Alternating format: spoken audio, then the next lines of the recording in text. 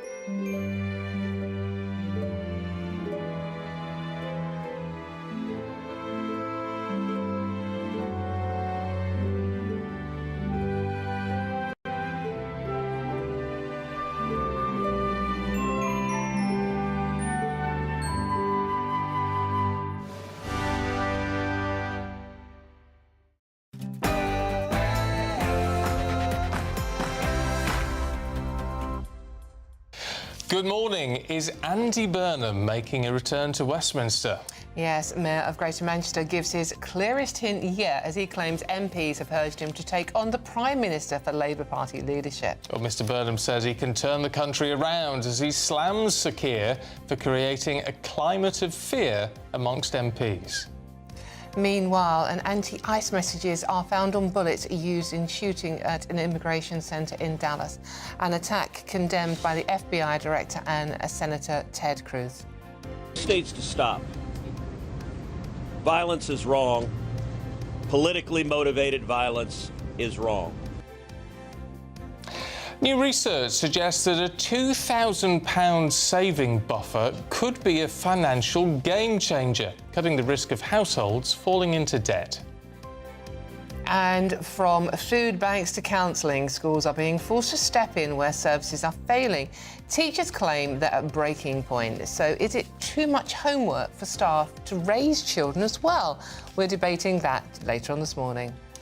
Former Manchester United and England striker Wayne Rooney opens up about his struggles with alcohol, saying he wouldn't have survived without the support of his wife, Colleen. And more than 550 Essex pupils turned trash into triumph at the county's first ever anti-littering festival, sparking a youth-led push to clean up communities across the country. Supermassive black holes may be less monstrous than we thought. It's a discovery that could actually rewrite the story of the universe's earliest days. We'll bring you more later this hour. And the National Cat Awards return. We'll celebrate the perfect, did I do that right? Felines who have transformed the lives of people across the country. We'll meet one of them just after 8 o'clock. Well, it was a bit of a chilly start again this morning, but through today it's looking sunny. Stick around to find out how long the sunshine's going to last. It's just gone 6 o'clock. I'm Stephen Dixon. And I'm Dawn Nissam, and this is GB News Breakfast.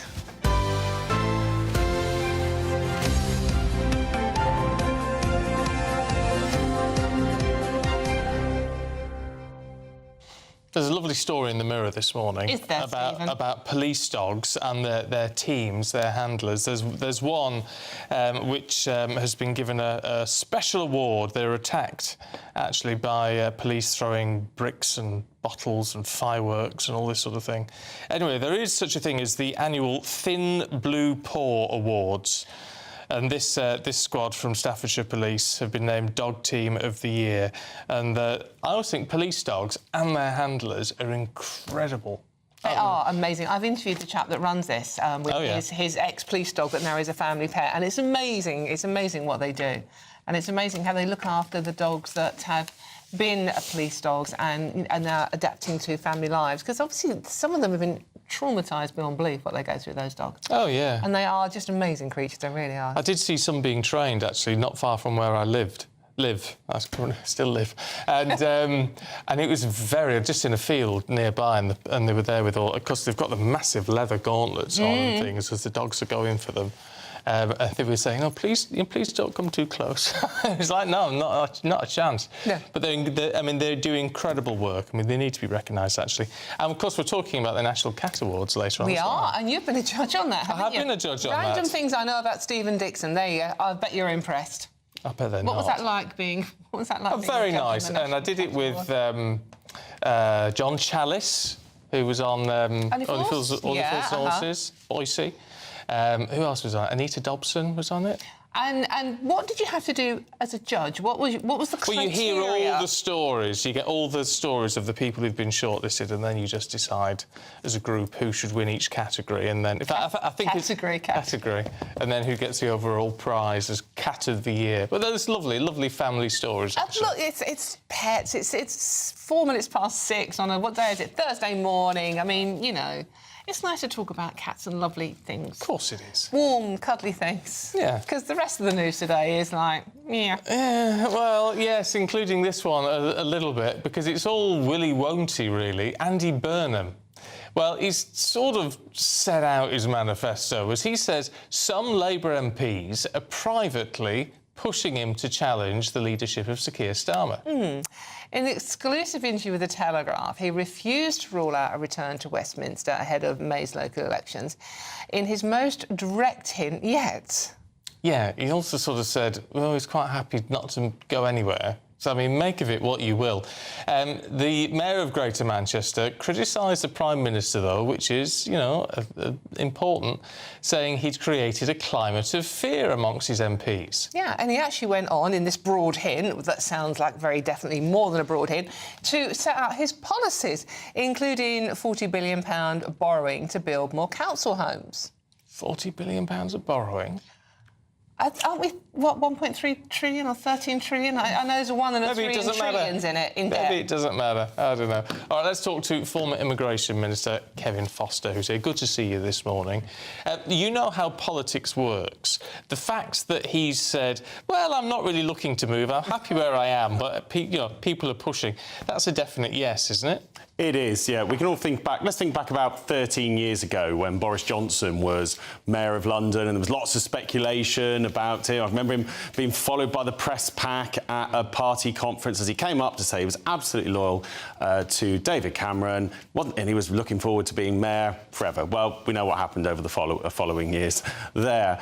And this has the ring about a sort of a definitely maybe. But it also is quite interesting to look at how we've actually got here. Less than 18 months ago, nearly 400 Labour MPs were elected, and now they're going off to the Mayor of Manchester to try and get what they think might be their salvation. And this then you bring up, how could he actually do this? Because the sort of seats that you'd have thought would have been shoo-ins for Labour would now be seats that I suspect Nigel would be looking forward to giving this man a bloody nose. The problem with Andy Burnham is he's Mayor of Manchester, but he's not an MP, so therefore he can't actually challenge until he's an MP. Yeah, he can't be an MP. So first, he actually, there has to be a by-election. Yeah. Second, he has to become the Labour candidate for that by-election. I suspect Keir Starmer would move heaven and earth to try and stop that. But if he does, he's then actually got to get out and campaign. It's obvious why he's doing it. It's then against a backdrop of an MP perhaps having resigned to allow this to happen. Of course, by the way, that also means he's resigning as mayor. So again, that potentially means a mayoral by-election. And lots of voters don't really like people playing games with them. And this would have all the hallmarkings of a disaster for the Labour Party in the making. Mind you, he could get a lot of appeal because one of the concerns for the Labour Party is a split, with thanks to Jeremy Corbyn and Zara Sultana. I mean, it's not going very well at the moment, but nevertheless, there's a potential of a sort of split there. Andy Burnham has said he'd work with anyone to unite Labour, including Jeremy Corbyn. Now, that's going to appeal to a lot of people, isn't it? Well, it's worth remembering he served in Jeremy Corbyn's shadow cabinet, although your party, without getting too much into them, are proving the old adage of put 3 Marxists on a desert island and a week later you'll have 2 factions in a unity group. So it's the way they're going. But Andy Burnham could say he would try and pivot to the left. That's obviously his pitch. We've got a shadow contest of that going on at the moment between Bridget Phillipson and Lucy Powell. Lucy Powell, clearly, if you'd like the idea of Andy Burnham being your natural leader, vote Lucy to be your deputy. And if you quite like Keir, you vote for Bridget. It's why she's struggling. But I just find there's so many hurdles here. The big one, though, is trying to win a by-election. He'd either have to go into a seat where he'd probably be facing off against Reform, or go into a seat where he's going to be facing off against a pro-Gaza independent. Both of those could end very badly. And the thing is, every time we would discuss Andy Burnham, and obviously if you live in Manchester, you have a much stronger opinion. I mean, it doesn't seem that popular in Manchester as a mayor. Well, he's one, but, I've got family in Duckingfield, which is part of Greater Manchester. They would be traditionally Labour voters. I don't think they'll be rushing down a polling station to vote for Andy Burnham. And if there was a choice in their area, they live in Duckingfield's part of Tameside. I suspect if they had a choice between Nigel and Andy, they'd go with Nigel in an actual by-election. So that's the real thing. I just think you look at all the hurdles here. This isn't like Boris Johnson coming to the end of a term as mayor, standing in a general election in a vacant seat where an MP is standing down. This is potentially going into a high-risk by-election. I think, he's positioning himself and he's obviously trying to test the waters out, but I just cannot see this ending in anything other than disaster for Labour if he actually gets an MP to resign for him. I'm intrigued by the fact that you're quite right with the by-elections. At the minute, who would like to call one? But it's the fact that you, as a former Tory minister, just keep saying, well, Nigel. Not Kemi. Well, I think if we look at most of the seats in Greater Manchester, it'd be quite a day for some of the ones that Andy Burnham would be looking at. If the Conservative Party was winning them, we'd probably be over 500 MPs. But look, let's be clear, at the moment, the threat they would have in those constituencies is clearly Reform. I'm sure the Conservative candidate in that by-election would work extremely hard. They wouldn't at all be told to sort of, put some tweet outs, look busy and not do a lot, because of the prospect of the Labour Party having quite such a disastrous result. Because if these MPs got their way, if he goes down this plan and then loses, what's Labour's plan B after that? How are they going to go out and reconnect and say, we actually had this plan, our phase 3 of this government, was going to be Andy Burnham, and oh, hang on, he didn't even get elected in what we thought was a banking seat. Where do they go next after that? And it's the Labour conference this weekend coming up. Just for once, it's actually going to be quite Exciting. I mean, watch this space. What's going to happen? Well, it is. It's going to be an interesting one. You're going to have the official conference agenda, apparently about phase 2 of Keir Starmer's government.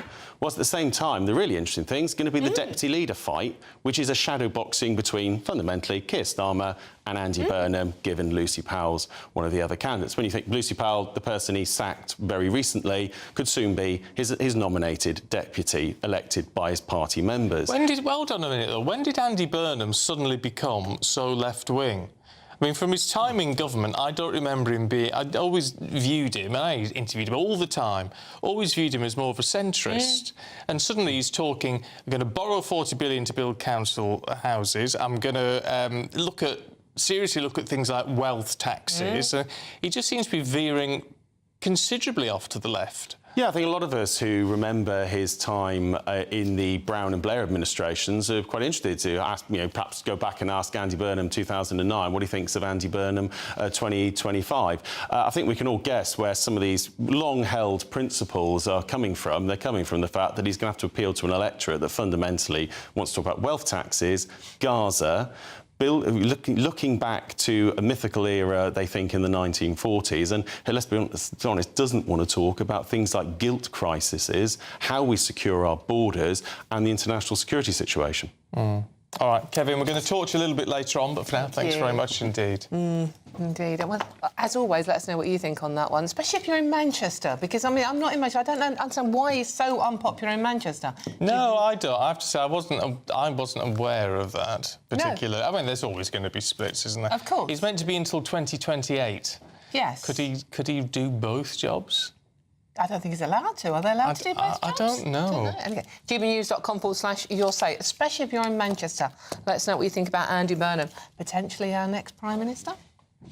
Potentially. Right, should we have a look at what's been going on in the States? Because ICE is the sort of immigration group of the American government, the ones that deports people, basically, and anti-ICE messages have been revealed on the bullets used to kill a migrant detainee at an attack on an immigration centre in Dallas. Yeah, the gunman has been named as 29-year-old Joshua Jan. Police say the sniper hit 3 people, killing 1, injuring 2, before killing himself. Donald Trump took to Truth Social, blaming the radical left for the deadly ICE shooting. The Vice President said the attack eclipsed Charlie Kirk's killing as the latest act of political violence. Senator Ted Cruz told reporters the violence must stop. Politically motivated violence is wrong. It was 2 weeks ago today that we saw a political assassination in Utah that tore the heart out of much of this country. OK, former White House Press Secretary Sean Spicer had this to say about the role ICE officers on The Late Show Live. These agents go out and risk their life. They risk their families and their homes being doxxed, their address being put out there to defend the laws of this country. When someone comes into this country illegally, they're breaking our laws. We are a nation of laws. And so when you choose to break those, it doesn't set a very good precedent for why you came to America in the first place. If they see someone who's not here, they're not just letting them go. They're saying we're going to round up anybody that's with them that's in the country illegally. That's making the country safer. It's also making sure that we keep drugs out, traffickers out, but also that we maintain a rule of law and that we maintain jobs for Americans that are in this country legally. Head to Washington, D.C. and political consultant Thomas Corbett-Dillon. Good morning to you, Thomas. I mean, first and foremost, on the very human level of all of this, another set of political shootings in America. I mean, this is hugely disturbing. Yes, you know, the temperature in this country is at an all-time record high. And unfortunately, it does seem to be coming from one particular side.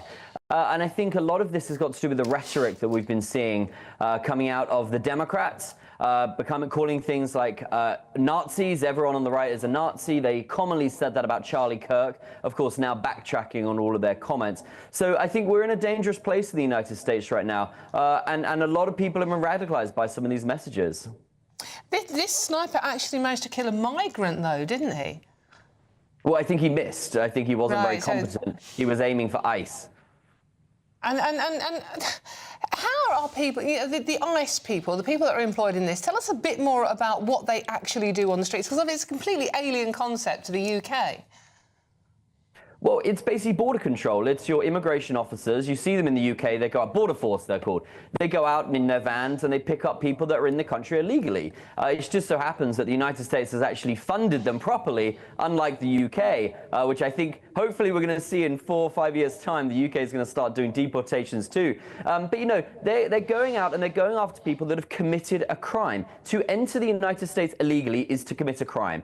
So these people, as much as the left likes to say, you know, oh, a father and his family are left behind, he committed a crime. Do not enter this country illegally. And I think that's what you should be hearing from the British government. Unfortunately, they seem to welcome them in with hotels and credit cards and all sorts of things. I mean, there is an issue with rhetoric in the States. I mean, you're blaming the Democrats for sort of upping that rhetoric.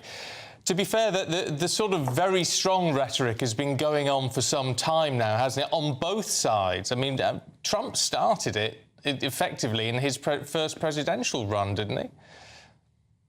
Well, I don't know if you could say Trump started it. I mean, he certainly wasn't as favourable to his opponents as other people, but the violence has been overwhelmingly coming from one side. You know, if you look at the recent spate of school shootings we've had in this country, they tend to be trans shooters. This is a huge issue that's happening in this country. Their new MO seems to be writing messages on the bullets, which is just such sort of sick things that these people do. So, you know, I don't think you can necessarily say it's come from Trump. He obviously isn't known for his nice words about his opponents, but I certainly have never heard him calling for anyone to be killed or calling his other side Nazis, well, no, you know, but which is their favourite term to call him. Yeah, but the Democrats haven't called for anyone to be killed, have they? You would be surprised with some of the local politicians, some of the mayors, some of the people. You know, we had Maxine Waters going, and she said in the first Trump administration that you have to confront these people everywhere you see them. If you see them in restaurants, when they're in D.C., in bars, confront them at every turn. Those are her exact words. So a lot of these Democrats have, you know, you might not have heard it over there, but a lot of the smaller, lower congressmen have been very aggressive in their rhetoric. But there have been Democrats that have been attacked as well. This is surely a problem with both sides. A, the rhetoric is dialed up to dangerous levels, and B, everybody's got guns. Well, I think that's one of the great things about this country is that, you know, they do have their Second Amendment to keep themselves safe. They're very proud of that. Of course, they're also very proud of their First Amendment, which I only wish you had in the UK. You guys might be able to say a few more things than you're allowed to say. But, you know, so that's an important issue for the Americans. They're very passionate about their right to bear arms. But I don't think you can blame the guns. You know, that's not what is going out and shooting people. I think oftentimes we've actually seen a good guy with a gun has stopped a much worse tragedy from taking place. Thomas, just going to ask you quickly one final question. Do you think it would be good if people were allowed to carry guns in the UK? Absolutely. Have you seen the state of crime in the UK? I worry every day about my mother living in London, that she is completely unarmed. If someone decided to barge into her property tomorrow with a knife, as we see all across London, how would she protect herself? If she had a little handgun in the drawer, I'd feel much better at night. Well, you don't think crime in the capital would escalate if everyone had a handgun? No, I think good guys with guns is a much better way to protect themselves. Of course, bad guys would inherently get guns as well, but it would make you sleep better at night to be protected. OK. Thomas, Corbett, Dylan, good to see you. Thank you very much indeed. I have to say, I think one of the good things about this country is that we don't have firearms. I mean, you know... And I've got an elderly mum living in, well, the outskirts of London, and if she had a gun in her drawer, I'd be very worried about someone who was breaking in, who was going to be younger and fitter than her, getting the gun off her and shooting her. In any case, let us know what you think on that one. Would you like to carry a gun to feel safer? Yeah. I mean, heck, even the police in this country generally don't want to carry firearms. No. You know, and gun shooting in this country is... Gun deaths are... I mean, well, infinitesimally small compared to the United States. They're so rare that you instantly think of Don Blaine as the horror. Yeah. The horror. Whew, well, anyway, everyone's entitled to their view, aren't they? Shall we have a look at the weather? Here's Alex.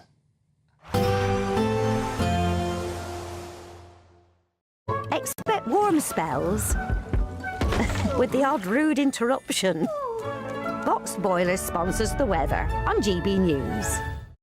Good morning, I'm here with your GB News weather update coming to you from the Met Office. Another fine day for many of us today. In fact, there could be more sunshine on offer than we've seen through some recent days, albeit with a bit of a breeze towards the southeast and also the far northwest. Otherwise, generally light winds and, like I said, lots of sunshine, lots of blue sky, just a little bit of cloud bubbling up here and there. With the sunshine, where you get it, it is going to feel relatively warm. Temperatures peaking in the high teens, possibly even just about scraping into the low 20s Celsius.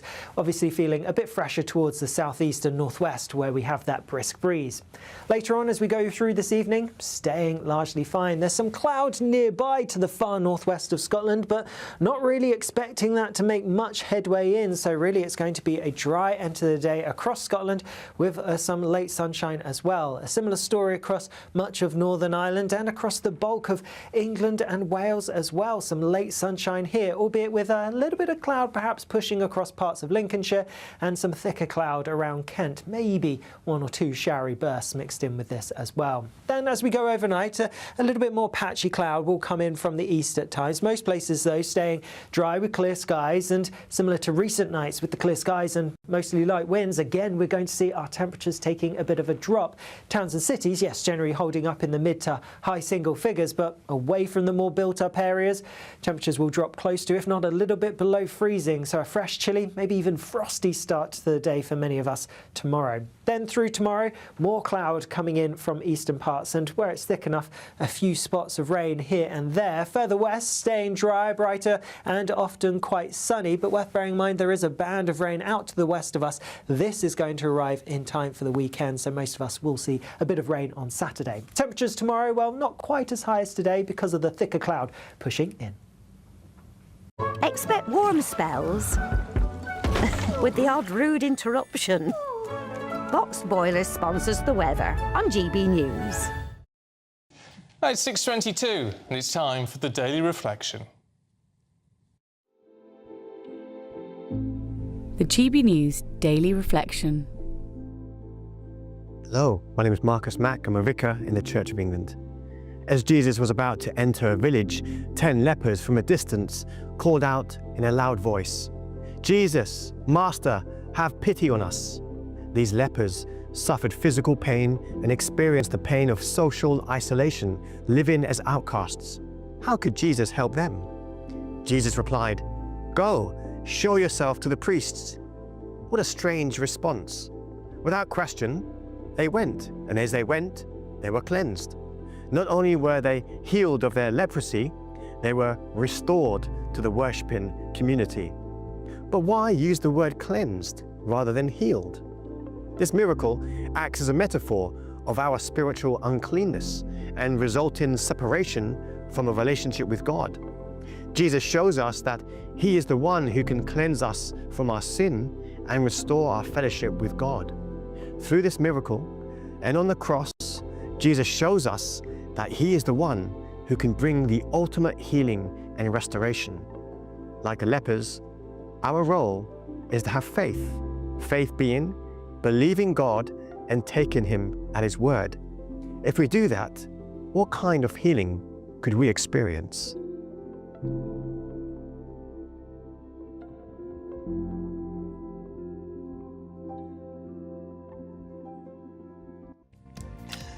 I thought that was lovely. I felt like I needed that this morning. I don't know about you after our interview with the chap in America. Sorry. Do let us know what you think about that one. It's quite full on for 6 o'clock in the morning. Anyway, look, still to come, we've got a bit of space for you because there's been lots of talk about black holes recently, and one big myth which might have been debunked. We'll get more details in a moment. And it's nothing to do with Rachel Reeves, by the way. Nothing to do with Rachel Reeves.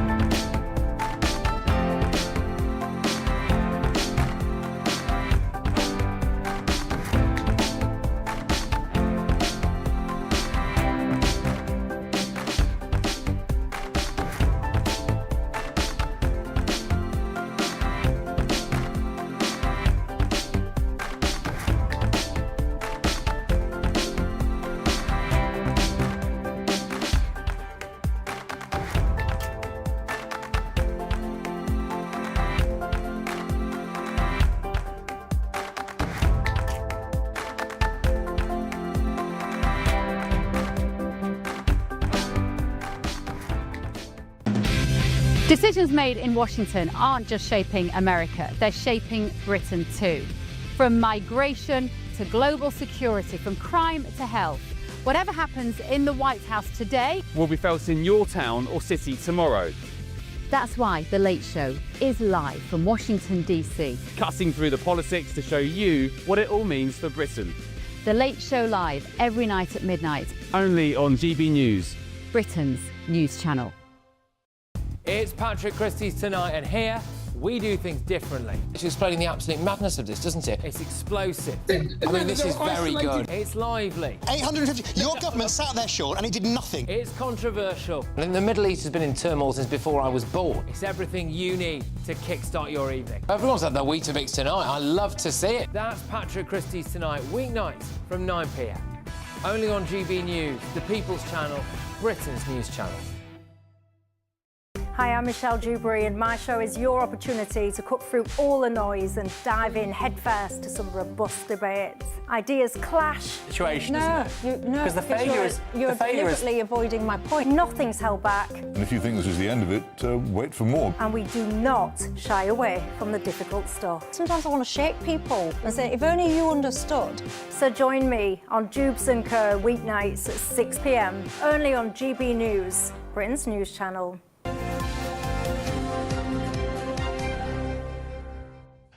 6:28 now. You'll have heard about supermassive black holes, right? And they're meant at the centre of galaxies and things. It's what drives all. I'm sorry, I'm still thinking Rachel Reeves. I know. Stop being political. This has got what? We're not being political we're not, now. No, we're being not. geeky. No, this is a black hole that you don't have to fill by paying extra tax, especially if you're a pensioner, by the way. So you can sit back. Yes, and all relax. right. Shush. Anyway, they're not as big as they thought. No. Astronomers from the University of Southampton have examined an infant galaxy 12 billion light years from Earth for the first time using a powerful new telescope. They found that the supermassive black hole in the centre of the galaxy was actually 10 times smaller than they thought. So that raises an awful lot of questions. Let's talk to our favourite space expert, Andy Lound. Good morning, Andy. Because, some people will say, well, why does it matter? But it changes our perspective, doesn't it, of cosmic evolution?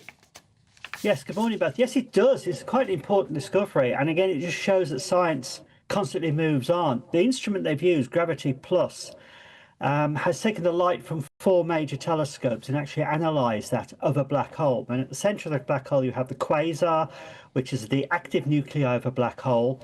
And surrounding that is a ring of dust and gas, the accretion disk. And it's thought that the black holes were obviously feeding on this, the materials falling into the black hole. Now, that was measured at 800 times the mass of our star, the sun. However, when they were looking at it very carefully with the new instruments, better resolution, they found that what's quite exciting is the fact that the radiation which surrounds the black hole and part of this accretion disk is actually blasting a lot of this dust and gas out away from the region. So the electromagnetic radiation and the various interactions is blasting much of this material away, which means, of course, it's not eating up all that material, so the black hole therefore could be up to 10 times smaller than they actually thought. This is a really important discovery because we're trying to understand why there were such massive black holes in the early universe, and our physics wasn't really fitting in with that. But now, with this new instrument and the new measurements we're doing, we're getting a better handle. It does mean, of course, that a lot of the objects we've seen in the early universe now, and looking at those early quasars, we're having to do recalculations and redo a resetting.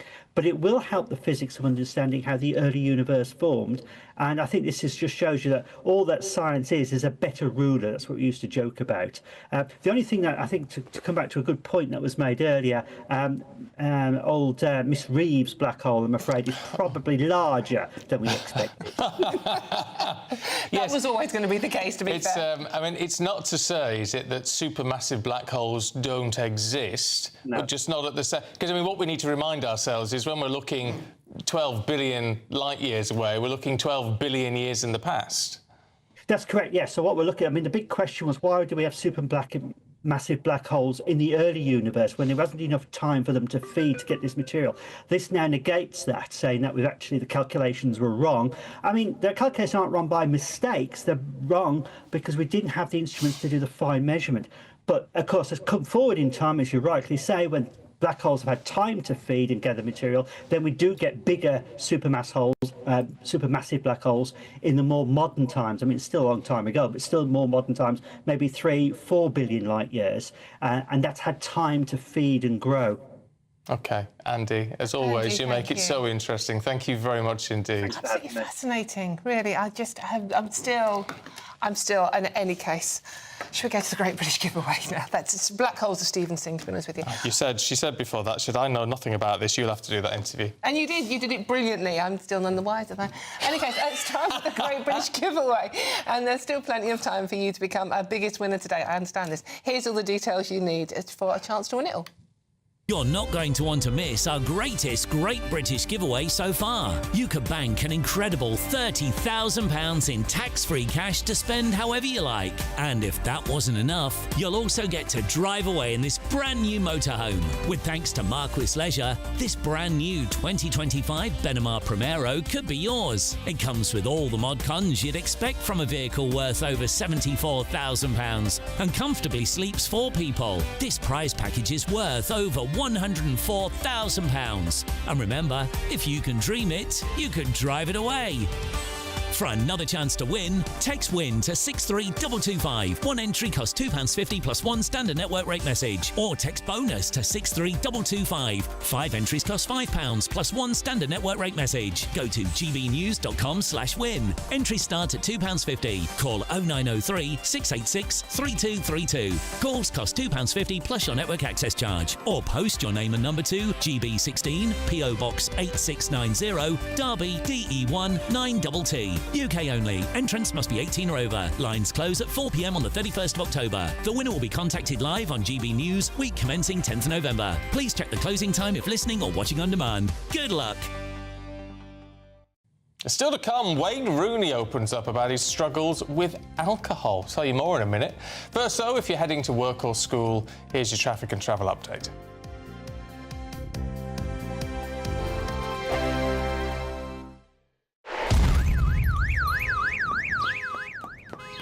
Crash Law 24 sponsors GB News Traffic and Travel Report.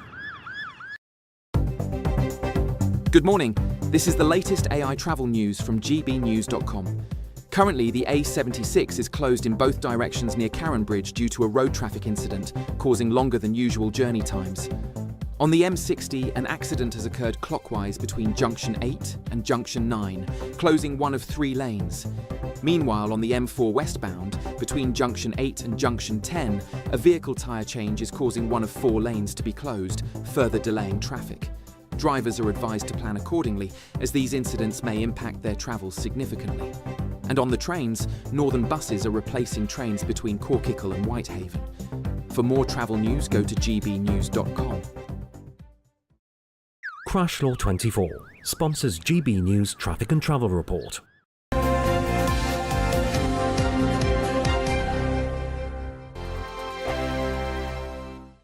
Welcome back to Britain's Newsroom with Andrew and Beth. Hello everyone, Patrick Christie is here. I'm Michelle Duke, Britain's News Channel.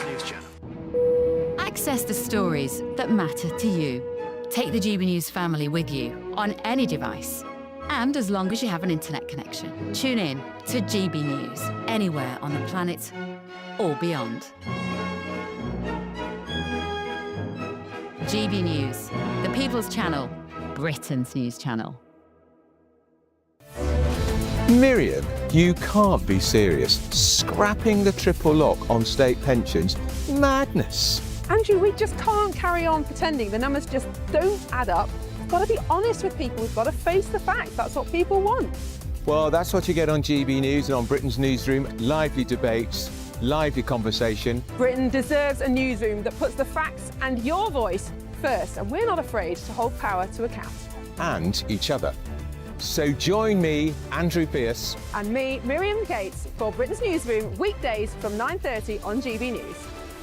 The People's Channel, Britain's News Channel. Join me, Nana Akwe, for an informative, interactive news programme with a difference. It's fun. No, he didn't say that, though. I'm so surprised. I think there's an element of truth to that. Join me from 3 p.m. every weekend, only on GB News, Britain's News Channel. Decisions made in Washington aren't just shaping America, they're shaping Britain too. From migration to global security, from crime to health. Whatever happens in the White House today will be felt in your town or city tomorrow. That's why The Late Show is live from Washington, D.C. Cutting through the politics to show you what it all means for Britain. The Late Show live every night at midnight. Only on GB News, Britain's news channel. You want to know what's really going on in the corridors of power? Labour don't know what to do with you half the time, and that makes you quite lethal in the chamber. Get behind the headlines with Chopper's political podcast. Join me, Christopher Hope, as I sit down with the great and the good of British politics. We'll see where this ruling takes us. These are the stories shaping our nation. Chopper's political podcast, available now on all platforms. Listen in and stay ahead. Exciting news. Every Friday, my Patrick Christie's Tonight Show is going to have a twist to it. We're welcoming some special guests. You. That's right, on Fridays I'm going to be doing my show in front of a live studio audience because this show is about you and what you have to say. It's going to be the same big debates, same big topics, same big opinions. But every Friday night at 9 p.m, you are invited to come on down to Patrick Christie's Tonight to be a part of the action. Only on GB News, the People's Channel, Britain's news channel.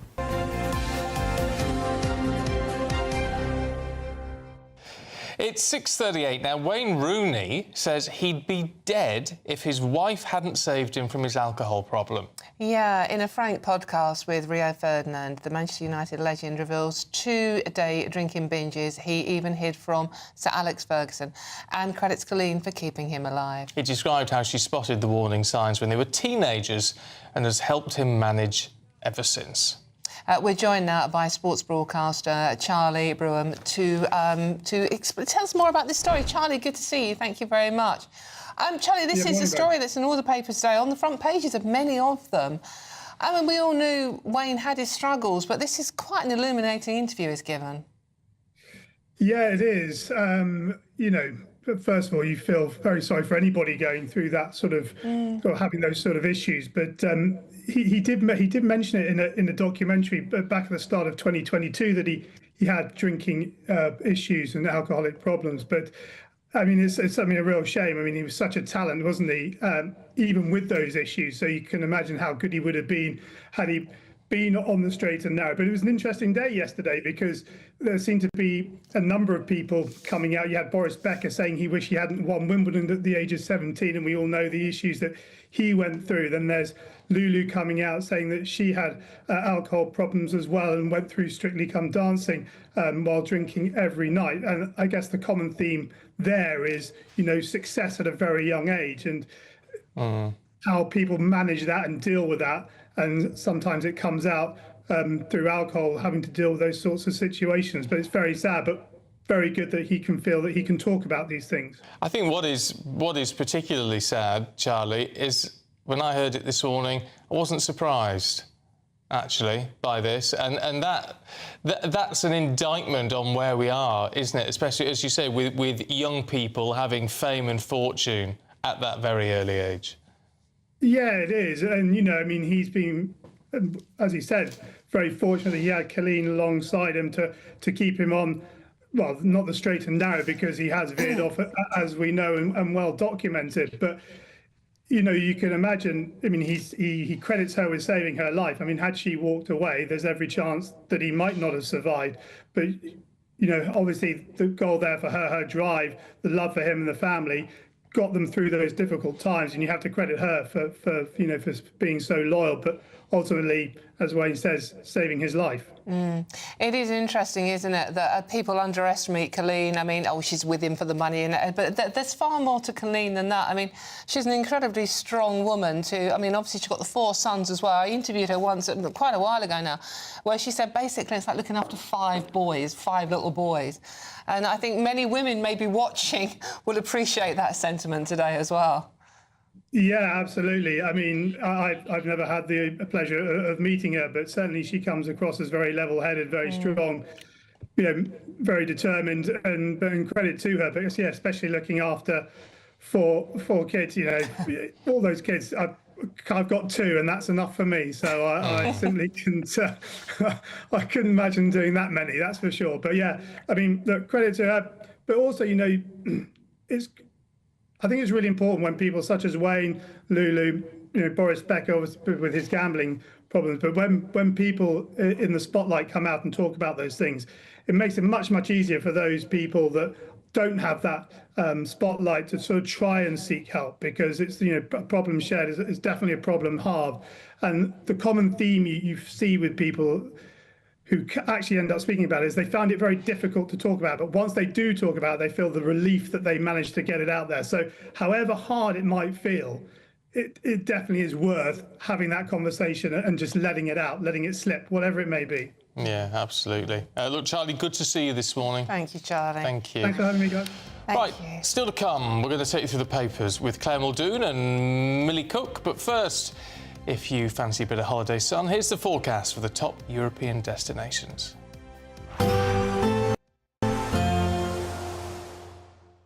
Ready to soak up that holiday sunshine? Won't we need some cover? No worries, all sorted. All Clear Travel Insurance sponsors GB News Travel Destinations forecast. The heaviest and most thundery rain that's been affecting parts of Central Europe through recent days, that's now starting to ease. But nonetheless, a fair few showers across parts of Greece and nearby countries as we go through Friday. A few showery bursts still across Italy, could still be quite heavy towards the north. Meanwhile, further west across much of Spain and Portugal, it's largely fine, albeit with a few showery bursts pushing towards Madeira and the Canary Islands. Lots of fine weather for most of us through into the weekend. All Clear Travel Insurance sponsors GB News Travel Destinations forecast. At GB News, we love to hear from you, our loyal community.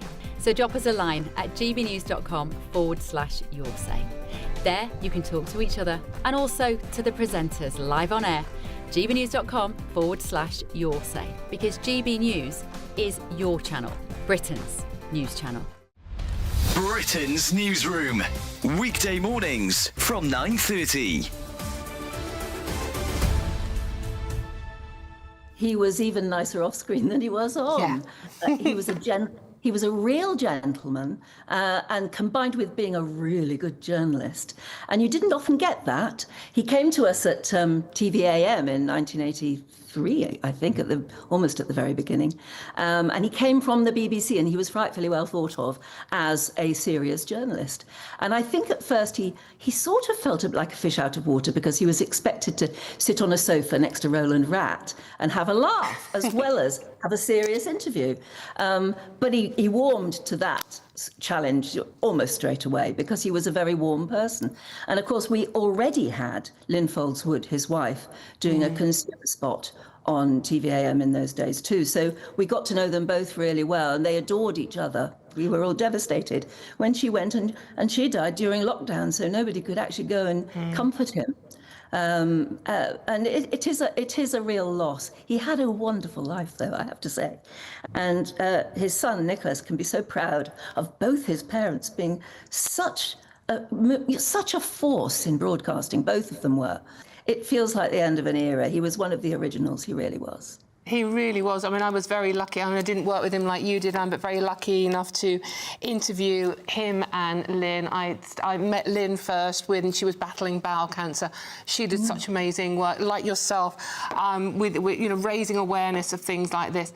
And then I met John through her, and I just fell a little bit in love with him. He was so warm, so charming, so helpful. And, you know, as a young journalist, he was just so easy to talk to. As you say, he's one of the greats. GB News, the People's Channel.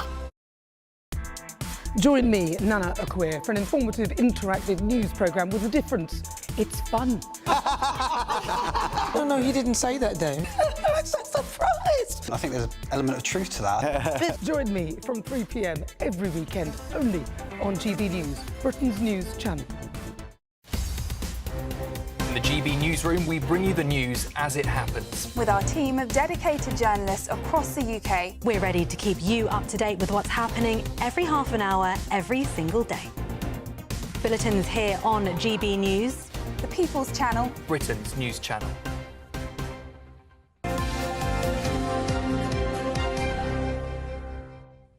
Now, we love this country, so we're putting together our first GB News calendar to show it off, but we need your help. We've partnered with a special charity, and all profits from our inaugural GB News calendar will go towards this brilliant British cause. But we need some stunning shots that celebrate the United Kingdom throughout the seasons. Yes, whether it's a snow-capped summit, a bustling market, a quaint church or the iconic British seaside, we want to see the best shots from any budding photographers watching. Our charity calendar will be a celebration of every aspect of Britain, its scenery, its people, yes, even the weather. We've already had some superb submissions to the campaign from all corners of our nation. And if you do want to take part, it's really easy. Send your submission to shop@gbnews.uk. But you'll need to be quick, as we have to close the campaign at the end of this month. By participating, you're not just sharing the beauty of Britain, you're helping children who really need support. Yes, the GB News 2026 calendar will be in support of the London Taxi Drivers Charity for Children, which has been bringing joy to disadvantaged and special needs children since 1928 through days out, festive events and essential support. Charity is proudly supported by Queen Camilla, who became its patron after hosting a reception at Buckingham Palace in 2019. What a great thing to take part in. Isn't it lovely? Really good. I take pictures of sunrise every morning and put them over the Thames. Yeah. Yeah, Sado. Right, time for the papers this morning. Political correspondent for The Independent, Millie Cook, and the journalist and broadcaster, Claire Muldoon, are here. Good to see you both this morning. Claire, let's start with the Times. Yep. Should we pressure on the Prime Minister to lift the two-child benefit cap? Right, we're in conference season, obviously, and the Labour Party have yet to have theirs. So it's really interesting. And it's interesting for me to see how much they're actually taking from reform in terms of manifesto, excellent policy, etc., and trying to frame it as their own. Farage, obviously, famously came out and said he would scrap the two-child benefit system. And here we've got the PM now who's under pressure to scrap said benefit. Of course, it was in 2015 under Cameron's government that Osborne brought it in for children born after 2017. And Osborne's theory was it would get parents back into work, so therefore they wouldn't have, or they wouldn't be, the burden on the state if they had more than two children. The statistics and the evidence and the research from things, people like the Roundtree Foundation, etc., have only said that this has not got more people, i.e. the parents, back into work. What it has done, rather detrimentally, is put children into poverty. Now, I think the statistic is perhaps 1 in 4 in certain areas, indeed, of London. And that is 1 in 4, far too many, in my view. Millie, what do you make of this? I mean, this is one of the Reform Party policies that certainly many viewers here disagree with. I mean, yeah, it's definitely... Nigel Farage said it himself, but I think the thing for Starmer is that a growing number of Labour MPs are calling for it. The public, a lot of people are slightly uncomfortable with it, but it is also really expensive. So I think that there's a concern that if they scrap the cap, the government just won't be able to afford it. So at the moment, they're sort of looking at a £20 to £30 billion black hole in the budget, which is an awful lot of tax rises they'll need to put in place. And the two-child benefit cap, I think, costs about £3 billion a year. However, the Child Poverty Task Force is said to be saying that it's the cheapest way to tackle child poverty, and that's a key manifesto pledge for Labour. So if they don't manage to do that, there'll be questions about what actually Labour's doing in government if they can't start to chip away at those sort of rising child poverty levels. And I think they need to put their spectacles on as well and not have such a myopic view, because in the end, these kids hopefully will get their education, and education, for me, is one of the only answers out of said poverty. And I think it's so crucially important to have the diligence, to have the resilience, to have the industry to work, and that has to be shown. But also, we do need more children in this country. Broadly, over the years, they will need to be there. Again, it comes down to the money. Where's the money coming from? Yeah. Talking of Farage and Boris Johnson, who's got this story? This is in The Sun. Boris Johnson has blasted Nigel Farage. Millie. Is he Shaw's Millie? Yeah, it's a pretty strong interview.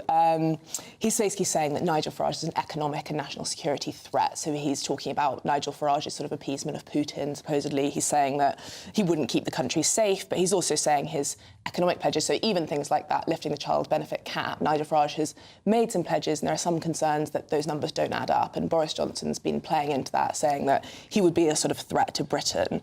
Where does this leave Nadine Dorries? I mean, obviously she's closely linked with Boris Johnson. She's hopped over to reform.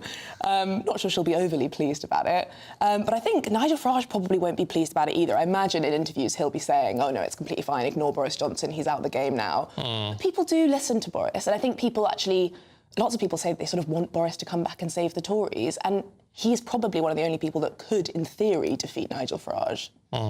That's interesting, but is Boris relevant anymore? It's a really good question, and a new word has come up into the English language over the past couple of days, the Boris wave. And I don't know who coined it, but it's been in all the papers. Lots of commentators are mentioning it. I'd just love to wave him goodbye, actually, from politics, to be honest with you. I don't think we have a place for blustering ego. We've got one over in America, and we don't need any here. We need strong direction. We need strong leadership here. Not forgetting the Boris bikes, the live garden, you know, the bridge that he wanted to do. The Boris Bridge. Yeah, so the Boris Bridge, the Boris bike, the Boris wave. Bye-bye. OK. Controversial. Let's have a look, Claire, at Andy Burnham, should we? Because he's on a lot of the papers this morning. I think we should. He doesn't want to be Prime Minister, let's be clear, but a lot of MPs are sort of trying to nudge him along, so he says. He also doesn't have a seat. So technically he cannot be the leader of the Labour Party, therefore Prime Minister. But do we think that Angela Rayner, in her move to Brighton, might have moved away her seat for the next round of elections, perhaps? Because that was mooted, in which case it would give Burnham quite a safe seat to move into. It's all a game of chess, isn't it? And we are but mere pawns that think we have the power when we go to the ballot box. I don't think we do. This is when a politician says something, we know they mean the opposite. How many times in Starmer, since he became Prime Minister, has given his full and frank, you know, positive energy and stand buying his candidates? Louise Haigh, right? Angela Rayner, Peter Mandelson, to name but a few. The one that I can't believe he's not got rid of is Rachel Reeves yet. And I think that will come because she will be the scapegoat after the economic budget farce in November. Millie? I mean, yeah, the Andy Burnham stuff, Claire makes a really good point. It's so difficult for him to actually become Labour leader, let alone the actual leadership challenge process. But for him to even get a seat would be hard, especially because people get a bit furious with by-elections. They can't really be bothered with them. And if all the media are saying it's just a political game, you'll get a lot of people saying, I'm not participating in this, and I'm definitely not voting for Andy Burnham. OK. Right, you two, we'll see you a little bit later on. Thank you very much indeed. Let's have a look at the weather. It's Alex.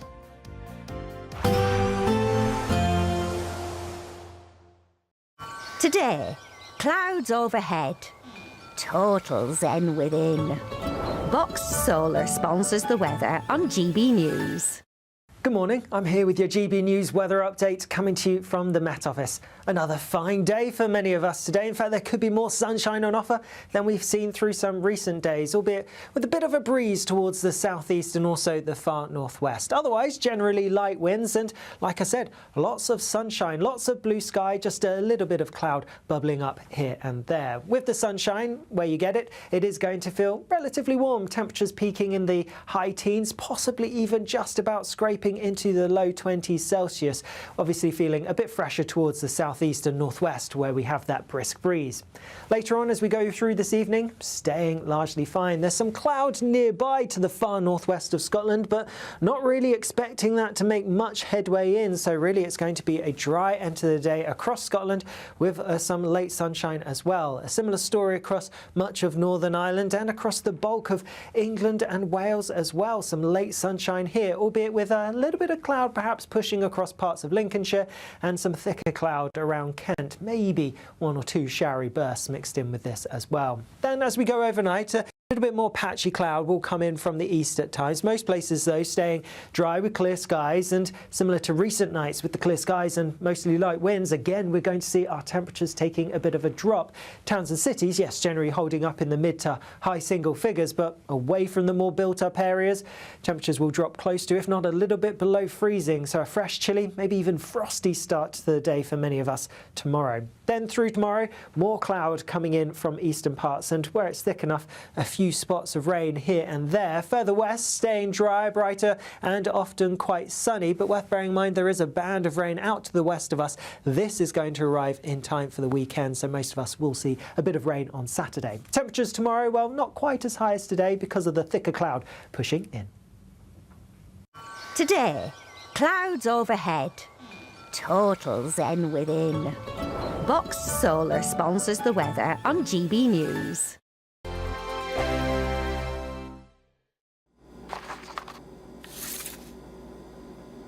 Crash Law 24 sponsors GB News Traffic and Travel Report. Good morning, this is the latest AI travel news from gbnews.com.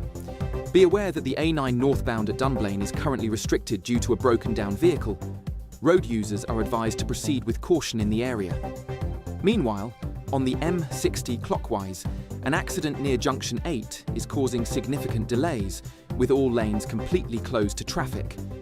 Traffic conditions are expected to return to normal later this morning. On the train network, the Elizabeth line is facing disruptions between London Paddington and Slough, and Northern buses are replacing train services between Corkickle and Whitehaven.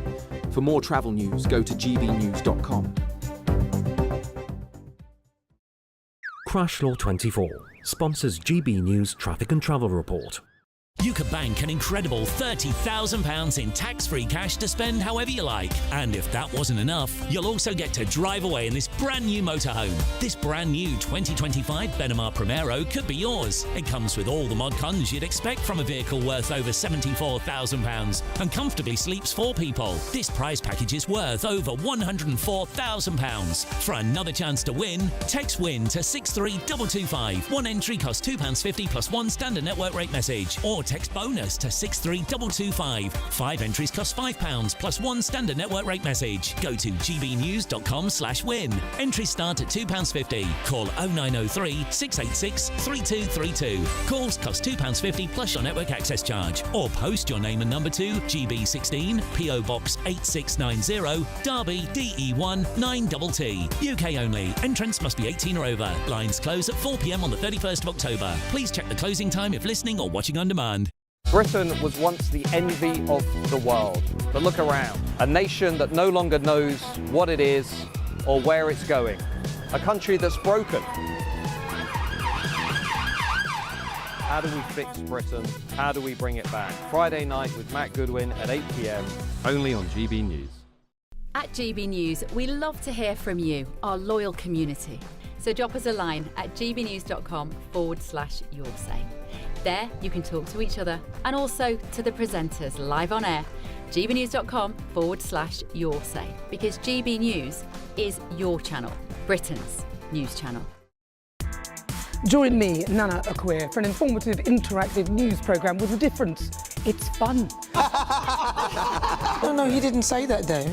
I'm so surprised. I think there's an element of truth to that. Join me from 3 p.m. every weekend, only on GB News, Britain's news channel.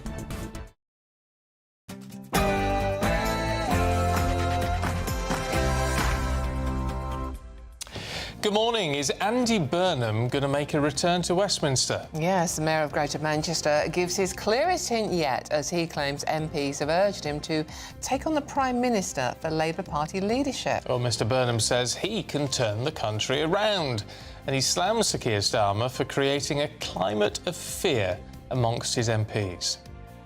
Meanwhile, anti-ICE messages are found on bullets used in a shooting at an immigration centre in Dallas, an attack condoned by the FBI Director and Senator Ted Cruz. Needs to stop. Violence is wrong. Politically motivated violence is wrong. New research says a £2,000 savings buffer could be a real financial game changer, cutting the risk of households falling into debt. And from food banks to counselling, schools are being forced to step in where services are failing. Teachers claim they're at breaking point. So is it too much homework for staff to raise children as well? We're debating just that later on this morning. Well, Man United and England star Wayne Rooney opens up about his struggles with alcohol. He says he couldn't have survived without his wife. And more than 550 Essex pupils turned trash into triumph at the county's first ever anti-littering festival, sparking a youth-led push to clean up communities across the county. And we're going to be looking at the National Cat Awards, of all things today. The perfect felines who've transformed the lives of people across the country. And we'll meet one of them just after 8 o'clock. Well, it was a bit of a chilly start again this morning, but through today it's looking sunny. Stick around to find out how long the sunshine's going to last. It's just gone 7 o'clock. I'm Stephen Dixon. And I'm Dawn Neeson, and this is GB News Breakfast.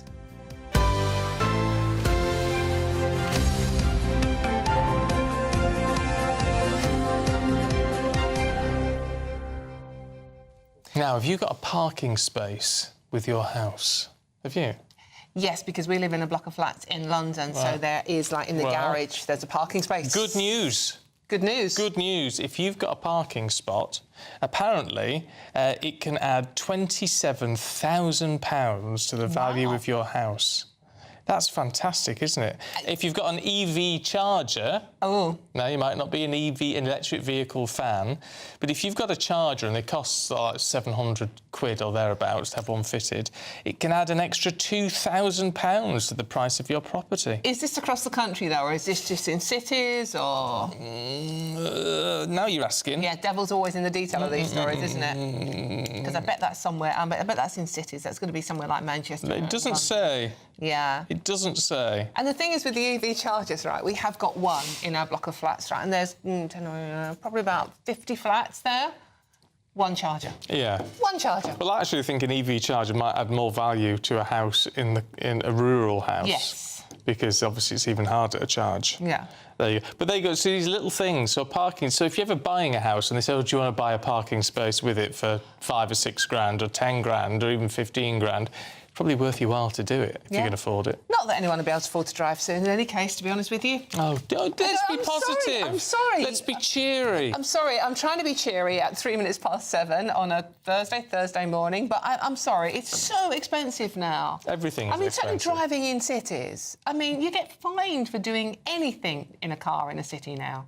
Well, I mean, three miles over the actual speed limit. It's 10% plus 2. Well, whatever it was. I mean, it's 20 miles. This is a personal story, sorry, but I know a lot of you have been there as well. It's like 20 mile an hour zone, 24 miles an hour. We get a fine. Yeah, well, you would. It was 4 o'clock in the morning. I know, it's ridiculous, but it is the rules. Dem de rules. Dem de rules, I know, but yeah, I just felt like... I know, I think it's crazy. I'm not a fan of the 20 mile an hour zones at all. No. But hey, mere carnies. Any case, let us know what you think on that one. gbnews.com/your say. Now, Andy Burnham sets out his manifesto, or has set out, a sort of manifesto. It's all very iffy, you know, because he's sort of saying, I'm happy in my job as the Mayor of Greater Manchester. I don't want to actually head to Westminster and try to be leader of the Labour Party and Prime Minister, whilst also saying that MPs are actually asking him to do just that. Yes, and here's my full manifesto, by the way. But no, I'm not that keen on it. It's an exclusive interview with The Telegraph. He refused to rule out a return to Westminster ahead of May's local elections. In his most direct hint... Oh, come on, let's be honest here. This isn't a hint. This is just literally, this is what I want to do. Well, he's also said the Prime Minister has created a climate of fear amongst MPs. Joining us now is former Immigration Minister Kevin Foster. Kevin, good to see you. Kevin, I mean, this is not a hint, is it? This is like setting out, I'm actually putting my tanks on your lawn, Keir Starmer. You're in trouble.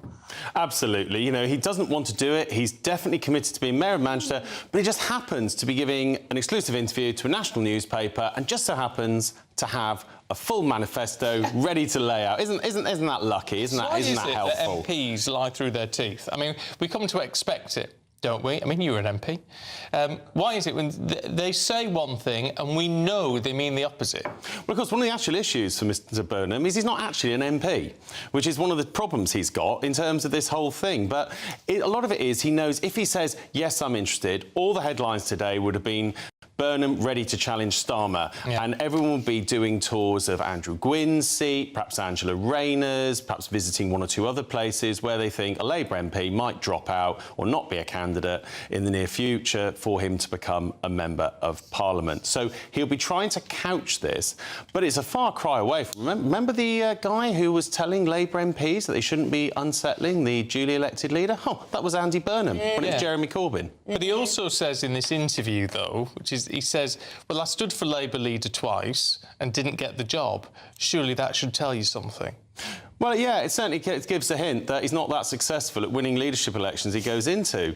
And particularly with this one, the big thing is, if he wanted to replace Starmer before the general election, he's actually got to become a Member of Parliament. That means a Labour MP standing down or being forced out via a scandal, probably, to then... And Andy Burnham goes and stands. Now, it doesn't take much of a look at current opinion polls to see that most of the places he might have thought he would have a good chance, in places like Greater Manchester, would currently potentially flip Reform.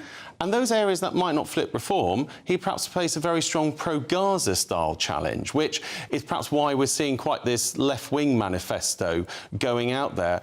And particularly, though, is this really an election winner for Labour? We're going to jack up council tax in the south, we're going to have a 50p tax rate, we're going to do all this, that and the other. Things that are likely to slow the economy down, and he perhaps might want to take a look at how their last tax-raising budget went in terms of public opinion. Well, he has, but some of the plans have sort of like been compared to Liz Truss's budget idea.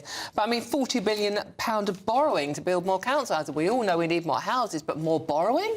Yeah, it's all there. But remember, this has been pitched to an audience that isn't people who are concerned about potential guilt crisis. They're people who view the fact that there's lots of rich people and politics of envy. That's what a lot of this is about. And fundamentally, he's pitching this into a left-wing electorate and a left-wing electoral college. Because remember, in a Labour leadership election, it's not just Labour members and MPs. You've also got to win over trade unions and socialist societies.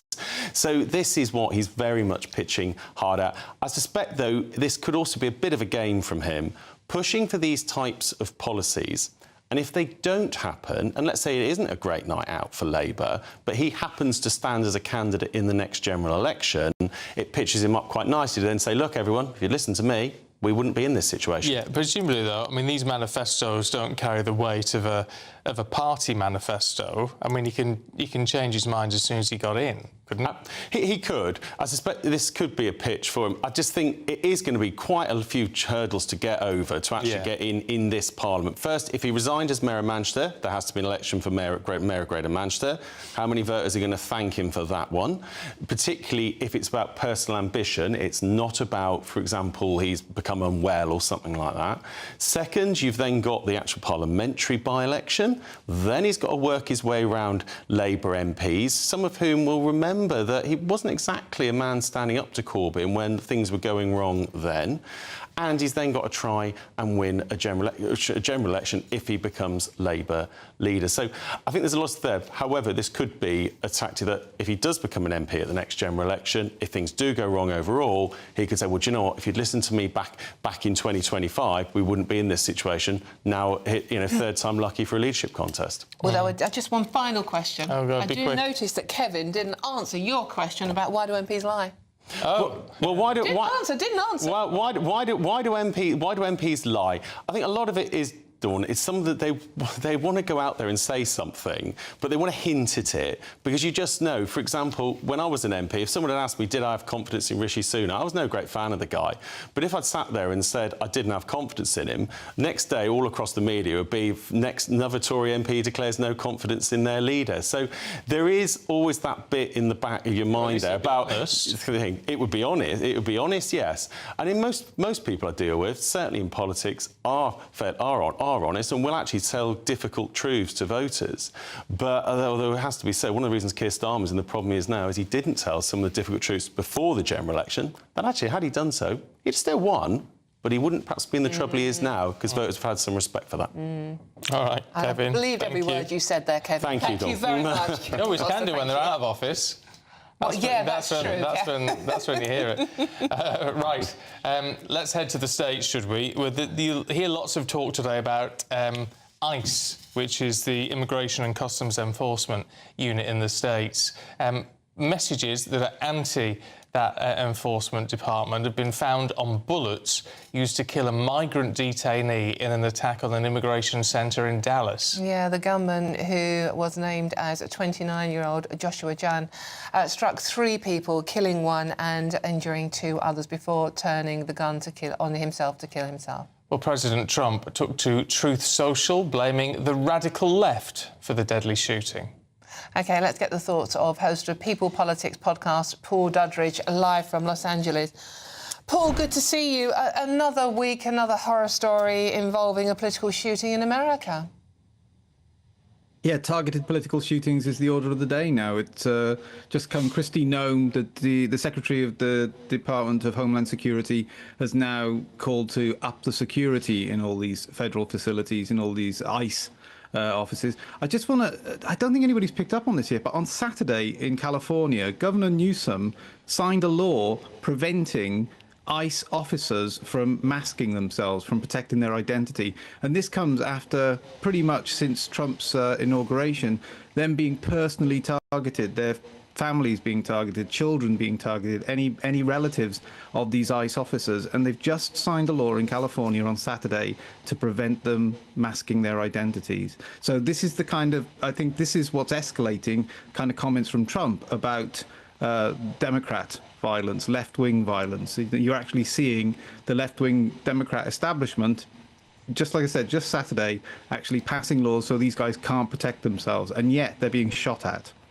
I mean, what is concerning, though, with it? I mean, holding this incident in the bigger view, as it were, is the fact that the heat in the States is going up considerably, isn't it, at the moment, when we're seeing these outbreaks of political violence. I mean, any violence is bad, but political violence, of course, does nothing but stifle democracy. Oh, well, quite. Look, but it has escalated. There was just a couple of days ago that the guy Homan, who is basically the king of the whole ICE operation, he was warning politicians to dial down the rhetoric. He was warning them that this stuff is going to be happening more and more. And there was like 8 politicians that he singled out. It's like, you have to stop using this Nazi language. Look, a lot of these lunatics, and they are lunatics out there with guns, and as you were discussing earlier, we have a lot of guns in America. If they are acting logically, if they believe we are now an authoritarian Nazi state. And that's what they're being told by elected representatives often, or pundits, or commentators, etc. So they're, at the same time we're seeing this rise in heat, we're actually seeing a rise in really inflammatory, reckless rhetoric from a lot of people. Paul, I mean, you know, the papers over here reporting on it are saying that now many people in America are worried that this is just going to get worse. We are going to see more and more political shooting because the rhetoric is dialing up still. I mean, it's like, you know, comparing sort of like, you know, the ICE people to Nazi Gestapo, the secret police, and that language isn't going away. It's not being dialed down. It's still being used. Do you fear that this is going to, you are going to see an increasing level of political violence? Yes, 100%. I can't see it being tamped down anytime soon. Look, there will come a time that, look, we're just about to get a shutdown in government. These guys are going to have to start talking to one another again. This is October the 1st. There's going to come a time when they start acting like elected representatives again, and they're going to have to make peace across the aisles, because Trump is going to be here for the next 3.5 years. We forget he's only been in for like 8 months. And so it's going to have to be moderated and modified and calmed down. But I don't think you're going to see that in the next month or two. It's going to come. You're going to have peacemakers, because, as I said, the language is now having tangible, violent effects. And again, the awful irony of this is that the shooter, it's reported, shot indiscriminately into this ICE van. assuming that it was going to be full of officers. It was actually 3 detainees, and one of them sadly lost his life.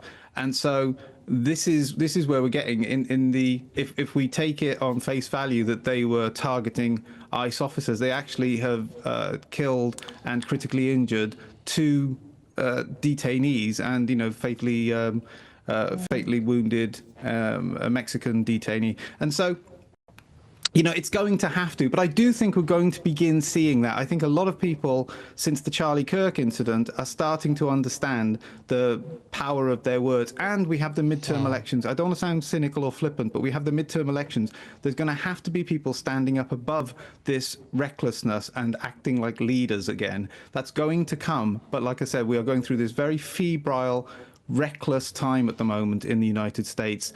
But it's playing out. I don't think it's going to be for long. I don't think it's going to be going on all the way till the midterms, but it's certainly going to be over the next few months.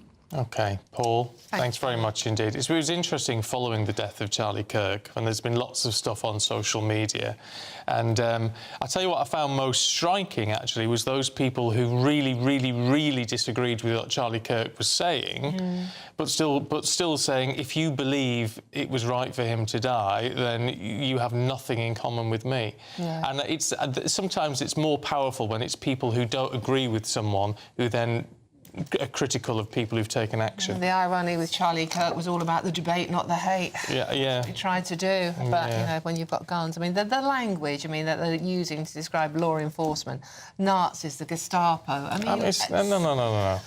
Oh dear. No. Should we try and cheer people up, Stephen Dixon? Well, we should, because the weather actually, it's a lot colder than it was, but it's not as bad as it could be. It's as positive as it gets. Here's Alex.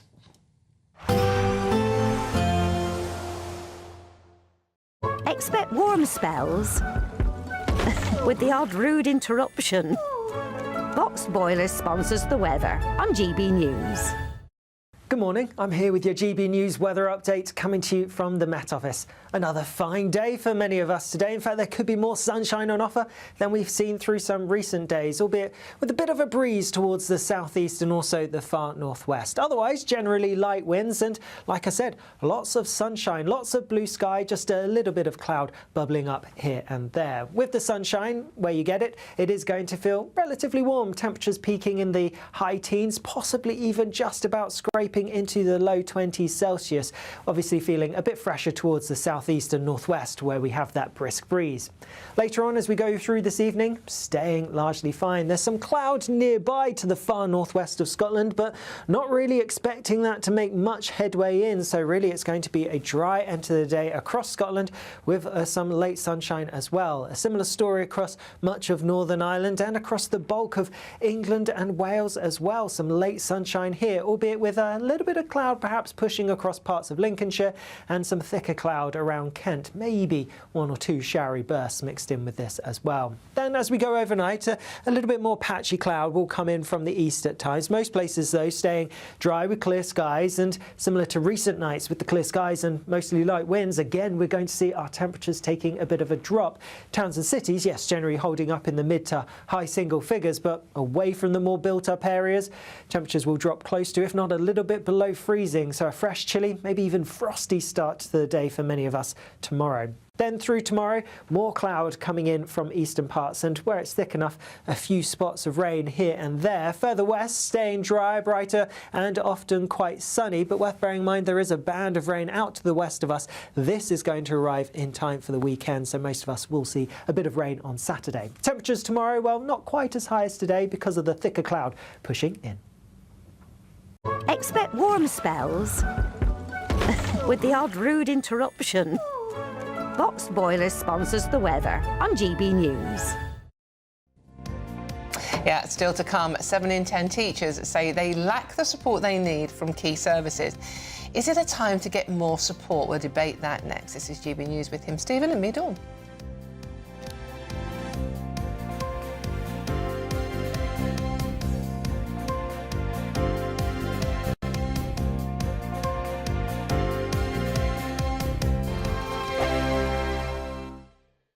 Hi, I'm I'm Michelle Dewberry, and my show is your opportunity to cut through all the noise and dive in headfirst to some robust debates. Ideas clash. Situation, isn't it? No, Because the failure is... You're the failure is... deliberately avoiding my point. Nothing's held back. And if you think this is the end of it, wait for more. And we do not shy away from the difficult stuff. Sometimes I want to shake people and say, if only you understood. So join me on Jubes & Co. weeknights at 6 p.m, only on GB News, Britain's news channel. From the school run to the home run, watch a new show for all of Britain. So he can say whatever he wants. A straight-talking show where all voices are heard. And, you know, when are we going to stop talking about smashing the gangs and actually do it? With the stories that matter from every part of our country. There's a bit of a crash landing there for your Chancellor. Bold, fearless and standing up for you. That's me, Martin Daubney, 3 p.m. till 6 p.m, weekdays, here only on GB News. The People's Channel, Britain's news channel. Decisions made in Washington aren't just shaping America, they're shaping Britain too. From migration to global security, from crime to health. Whatever happens in the White House today will be felt in your town or city tomorrow. That's why The Late Show is live from Washington, DC. Cutting through the politics to show you what it all means for Britain. The Late Show live every night at midnight. Only on GB News, Britain's news channel. You want to know what's really going on in the corridors of power? Labour don't know what to do with you half the time, and that makes you quite lethal in the chamber. Get behind the headlines with Chopper's Political Podcast. Join me, Christopher Hope, as I sit down with the great and the good of British politics. We'll see where this ruling takes us. These are the stories shaping our nation. Chopper's Political Podcast, available now on all platforms. Listen in and stay ahead. Britain was once the envy of the world. But look around. A nation that no longer knows what it is or where it's going. A country that's broken. How do we fix Britain? How do we bring it back? Friday night with Matt Goodwin at 8 p.m, only on GB News. At GB News, we love to hear from you, our loyal community. So drop us a line at gbnews.com/yoursay. There, you can talk to each other and also to the presenters live on air. gbnews.com/yoursay, because GB News is your channel, Britain's news channel. Join me, Nana Akweer, for an informative, interactive news programme with a difference. It's fun. No, he didn't say that, though. I'm so surprised. I think there's an element of truth to that. Join me from 3 p.m. every weekend, only on GB News, Britain's news channel.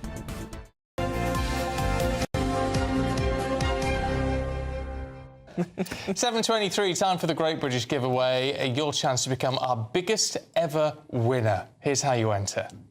You're not going to want to miss our greatest Great British giveaway so far. You could bank an incredible £30,000 in tax-free cash to spend however you like. And if that wasn't enough, you'll also get to drive away in this brand new motorhome. With thanks to Marquis Leisure, this brand new 2025 Burnham Primero could be yours. It comes with all the mod cons you'd expect from a vehicle worth over £74,000 and comfortably sleeps 4 people. This prize package is worth over £104,000. And remember, if you can dream it, you can drive it away. For another chance to win, text WIN to 63225. One entry costs £2.50 plus one standard network rate message. Or text BONUS to 63225. 5 entries cost £5 plus one standard network rate message. Go to gbnews.com/win. Entries start at £2.50. Call 0903 686 3232. Calls cost £2.50 plus your network access charge. Or post your name and number to GB16, PO Box 8690, Derby, DE1 9TT. UK only. Entrants must be 18 or over. Lines close at 4 p.m. on the 31st of October. The winner will be contacted live on GB News, week commencing 10th November. Please check the closing time if listening or watching on demand. Good luck. She's that desperate for a motorhome, ladies and gents, but I've told you can't enter. Good luck, everybody. Oh, my God, yeah. No, I was laughing because if I win that, I could get away from him. Just a thought. It's a win-win. Just a thought. It's a win-win. Yeah, I do think it's funny because people on social media think we hate each other. We do. We do. We do. No, we do. We do. don't. Sorry, I'm crying. We actually get on really, really well. We love one another, It's actually. just, we've got this thing going. Yeah, we have this thing. And should we move on, Stephen? There you go. Right. A new study is warning that schools are being left to pick up the pieces as wider public services struggle. Yeah, 7 in 10 teachers say they don't have the support they need from health, social care and mental health services, leaving schools stretched far beyond the classroom. So we're asking this morning, is it teachers' responsibility to bring up children? Do forgive me. To debate this, what is wrong? To debate this is got really... the giggles this morning. This is really serious. Basically, should teachers bring up kids or what are the parents? Anyway, to debate this, we're joined by Chair of Campaign for Real Education and former head teacher Chris McGovern and a lifestyle and parenting expert Annette Kello. Chris, let's come to you first. I mean, call me old school, but I thought teachers were there to teach, you know, maths and history and English and that sort of thing, not bring kids up. You have the law on your side, Dawn, because the 1996 Education Act, Section 7, and indeed earlier legislation says that the responsibility for educating children is the parents. Some parents choose to educate them at home. Some go to private school, most go to state schools. It's the taxpayers' fund, but ultimately the responsibility is parents. What worries me about this current support, and look, I'm a teacher and I've taught for 35 years, is that it's putting many teachers off the profession because they're not teaching history or maths now. They're having to be psychologists and social workers and carers, and it's putting people off the job. And many are leaving actually within 5 years. About 40% leave. So it is a crisis, but I don't think it's all about money. You know, we can solve half the problems in terms of pupils' mental health by banning smartphones in schools, like much of the rest of the world. And you know, social media in Australia, the Prime Minister has led the campaign. They're banning social media for kids. So we can do things. The government needs to give parents support. Annette, what do you think? Good morning. I think that teachers are doing way too much, and they've already plugged in a lot of money, 80 billion since 2011, to help disadvantaged children. And actually their report came out that they hadn't seen much difference. And we know that teachers are doing way too much. They're helping children, you know, source uniforms, signposting for housing, bringing in food, being counsellors and mental health workers. And it's way too much for them. We know they're leaving in their droves, around 44,000 per year. And an astonishing figure is that in the first 5 years, 30,000 leaves. So, I mean, I always say it's a young person's game. So we have to look at, well, where does the parental responsibility lie? And I think parents need to be doing way more. We understand social services and other sort of things are crumbling, government sources, but parents, it's ultimately down to them. I mean, why have we reached a point, Chris? And I had some dealings with a school a few years ago, and it was sort of secondary and sixth form. I mean, the head was saying, you know, they were spending a substantial amount of their budget on things like, you know, providing breakfast. Now they're on about brushing teeth, providing tampons, deodorant, shower gels, all because kids were coming to school dirty and all the rest of it. I mean, they were literally a social services with a bit of teaching on the side. Well, you're right. And when I retired as a head teacher, the first thing I did really was to take over a failing school in a fairly difficult area. And I'm guilty of what you said. We were a private charity, so we had to feed the children, had to give them breakfast. We shouldn't have had to do that. But the reality of the situation was that children were coming to school hungry, and they didn't have any uniform. The parents were at the gate. Some of them were fighting each other. They had to be moved on. And for the children, the school was the one place of refuge in their lives. So the teachers doing an amazingly good job in providing something for those children. But yeah, also the broader picture is that, you know, we look at educational league tables. We're not doing so well these days, but we are top of one international league tables.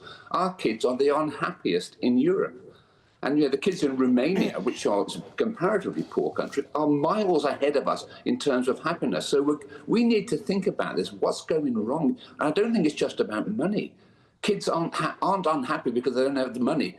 You know, it's because it's the way they're brought up, and some parents are affected. Many parents are not, of course, but some parents are affected. And you know, also, when I took over this failing school, what we found was many parents themselves suffered from a poor education. They couldn't read and write. They're not going to come on GB News and tell you, I can't read and write, how do I help my kid at home? But they can't. So we need adult education to help those parents, to help their kids. So it's a bit of a crisis. And now we are obviously always talking about supporting parents and helping them sort of like with raising their own children. But is there not an argument to be had here that we are being too soft on parents as well? Maybe we need to be tougher with them and say, actually, it is your job as parents. You need to be stricter with your own children. You need to make sure they can brush their teeth before they go to school. Are we being too soft on parents? Yeah, that's a really interesting point, Dawn, because if you compare other countries with how we are operating, you look at Japan, for example, and their curriculum is based on discipline and resilience. And if you even look at the private school sector in the UK, a lot of what they teach children is confidence, public speaking, how to have grit, how to overcome challenges. And part of that parents can do. You know, we can all do it. But I do think there is a bit of laziness going on. There's actually been a 65% upsurge in parents complaining to schools, around 5 million complaints a year, because they know if they complain that they're going to get a reaction and that's the official way to go. But they're actually saying these complaints are not from disadvantaged children. They're from parents that say, my child should be entitled to this and this and this. And actually, they don't have the budget. The schools are crumbling. So parents need to be told, sorry, it's your job. Get on with it. Yeah. All right, you two, it's been a pleasure, as always. Chris McGovern, Annette Kello, thanks very much indeed. Thanks. I mean, Chris is right when he says, you know, if there are parents who are really struggling, then yes, they do need the support. The problem is we're normalising that. Yeah, we are. We're totally normalising it. Yeah, if your children have breakfast at school, they're taught to brush their teeth at school, they're provided with everything else. No. Well, what do you think? gbnews.com/your say. Are parents getting too lazy? Should we be tougher on parents rather than being soft and saying, no, we understand, we support you? No, actually, look after your kids. Yeah, look after your kids and have as many kids as you want, as long as you can afford them, which is the other thing, which is, you know, anyway. OK, so let us know what you think on that one. In any case, new research suggests that a £2,000 savings buffer could be a real financial game changer. Find out more next.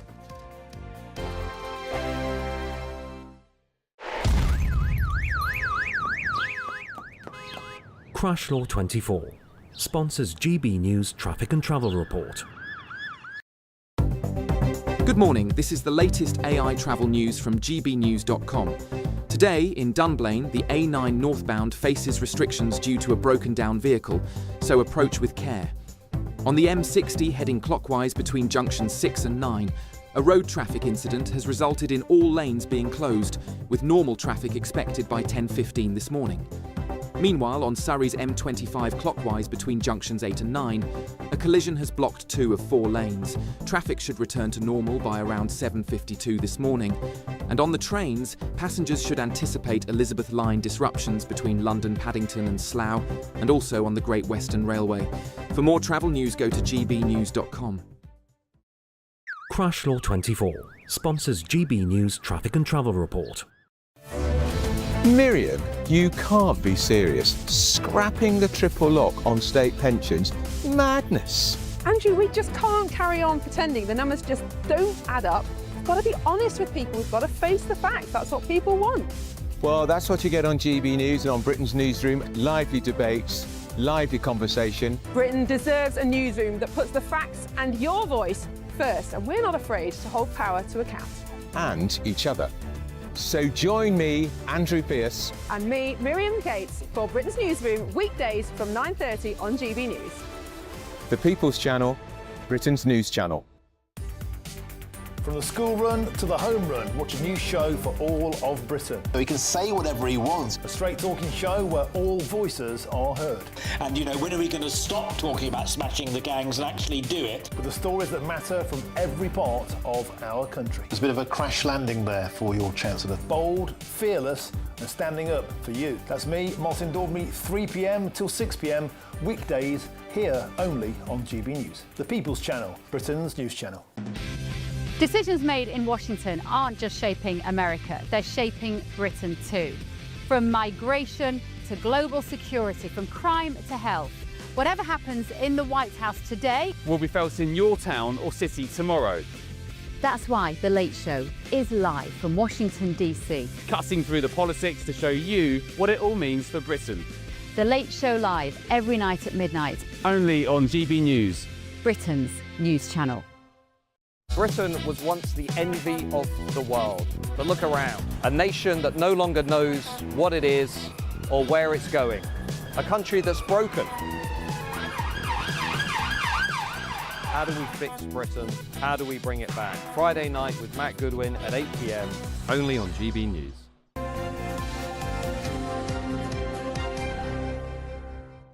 Hi, 7:35. Now, how much in savings would make us feel secure? Well, we're talking about that today because a new study has suggested that if you only have, and it's not a lot of money in the grand scheme of things, but a saving pot of £2,000 could be an absolute turning point for households. The study suggests having this buffer makes households 60% less likely to fall behind with bills and significantly less likely to build up debt. So, do you think it's enough of a buffer? Let's talk to economics expert Justin Urquhart-Stewart. Good to see you. Good morning.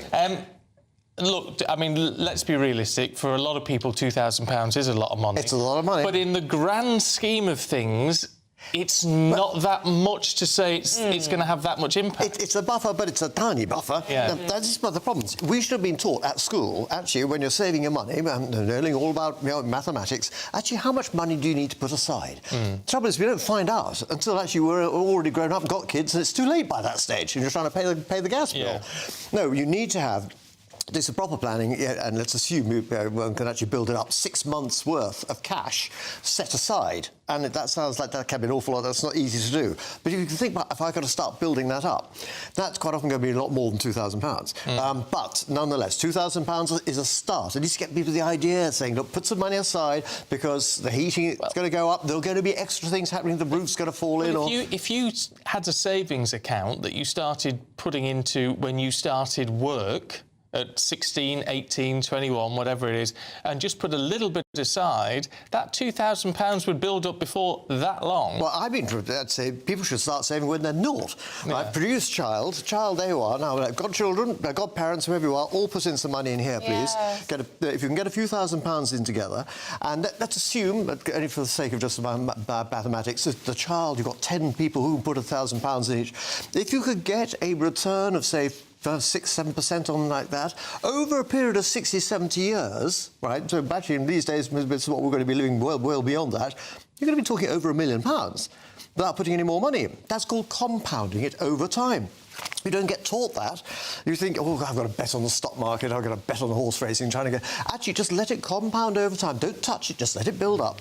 And that's how you actually be able to do it. If we were taught that, well, not when you're naught, but if your parents have been taught it, say when you were naught, and people have contributed at an early stage, so much easier for our finances. I mean, being ancient, I do remember when we were little that Nan and Grandad certainly set up a little savings account for my sister and I, and there was money put in. Now I can't remember what I did with it, but that used to be a regular thing for working class families to, as soon as it was, grandparents. Yeah, the post office book. Yeah, exactly, and premium bonds and things like that we were brought. Why do we not do that anymore? It's ridiculous. It's not part of somehow they sort of separate that out. It should be part of mathematics.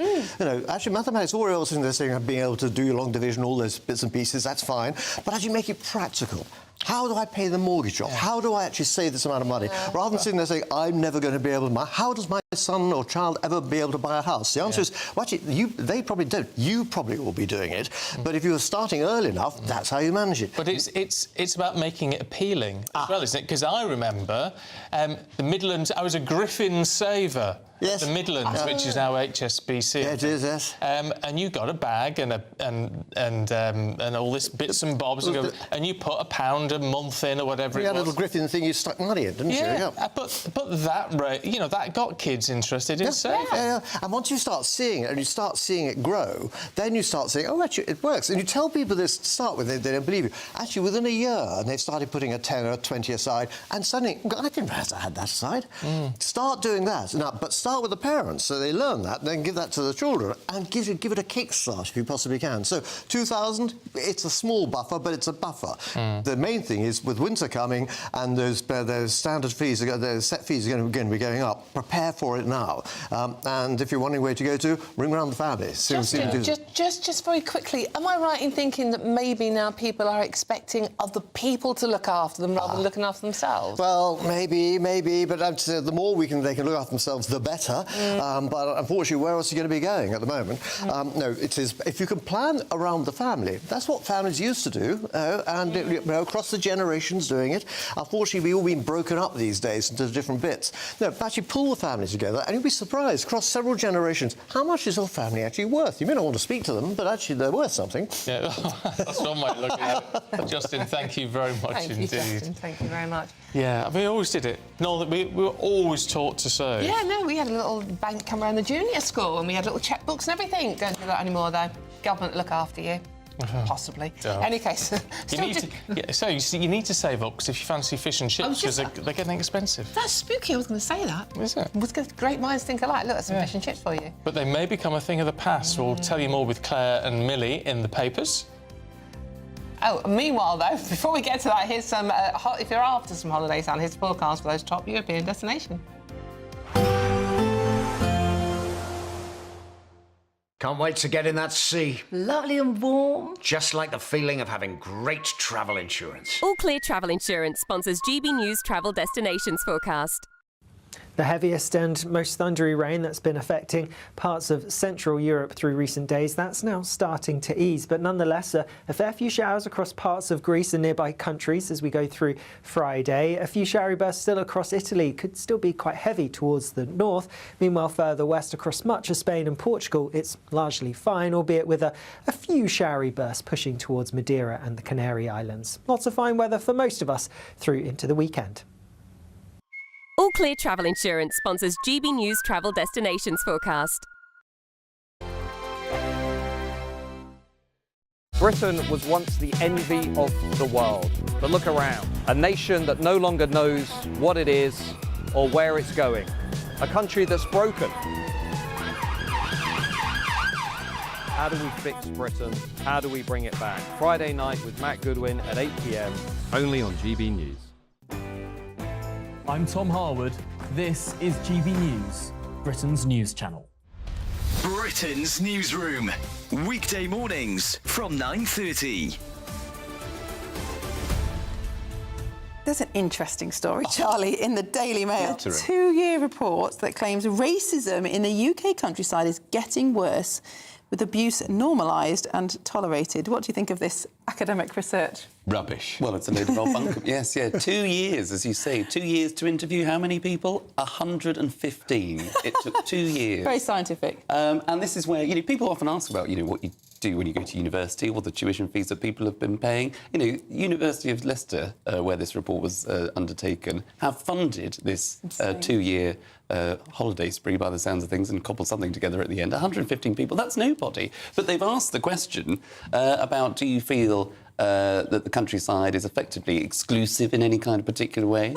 Well, let me read this out. The report also claimed that non-verbal cues, such as incessant staring and unfriendly body language, made individuals from ethnic minority backgrounds feel unwelcome. And no Wellington boots. That's probably what they were staring at, yes. Walking shoes. I'm a man with certain vintage. I've never owned a pair of walking shoes. I haven't got walking shoes. I've got Wellington boots. I've never owned a pair of walking shoes. I've got a pair of wellies. Well, there you go. A pair of trainers. So we'd both be OK in the countryside. It does not impede on your appreciation of the countryside having walking shoes or not. Well, it depends how far you have to walk. It's pathetic. Haven't these universities got better things to do? Well, you would have thought so. But the idea that, the countryside is now all of a sudden racist, or the rural communities and our great countryside is all of a sudden exclusive, as I say, it's ridiculous. GB News, the People's Channel. I'm Michelle Dewberry, and this is GB News, the People's Channel. At GB News, we love to hear from you, our loyal community. So drop us a line at gbnews.com/yoursay. There you can talk to each other and also to the presenters live on air. gbnews.com/yoursay, because GB News is your channel, Britain's news channel. Join me, Nana Okoye, for an informative, interactive news programme with a difference. It's fun. No, he didn't say that, Dave. I'm so surprised. I think there's an element of truth to that. Join me from 3 p.m. every weekend, only on GB News, Britain's news channel.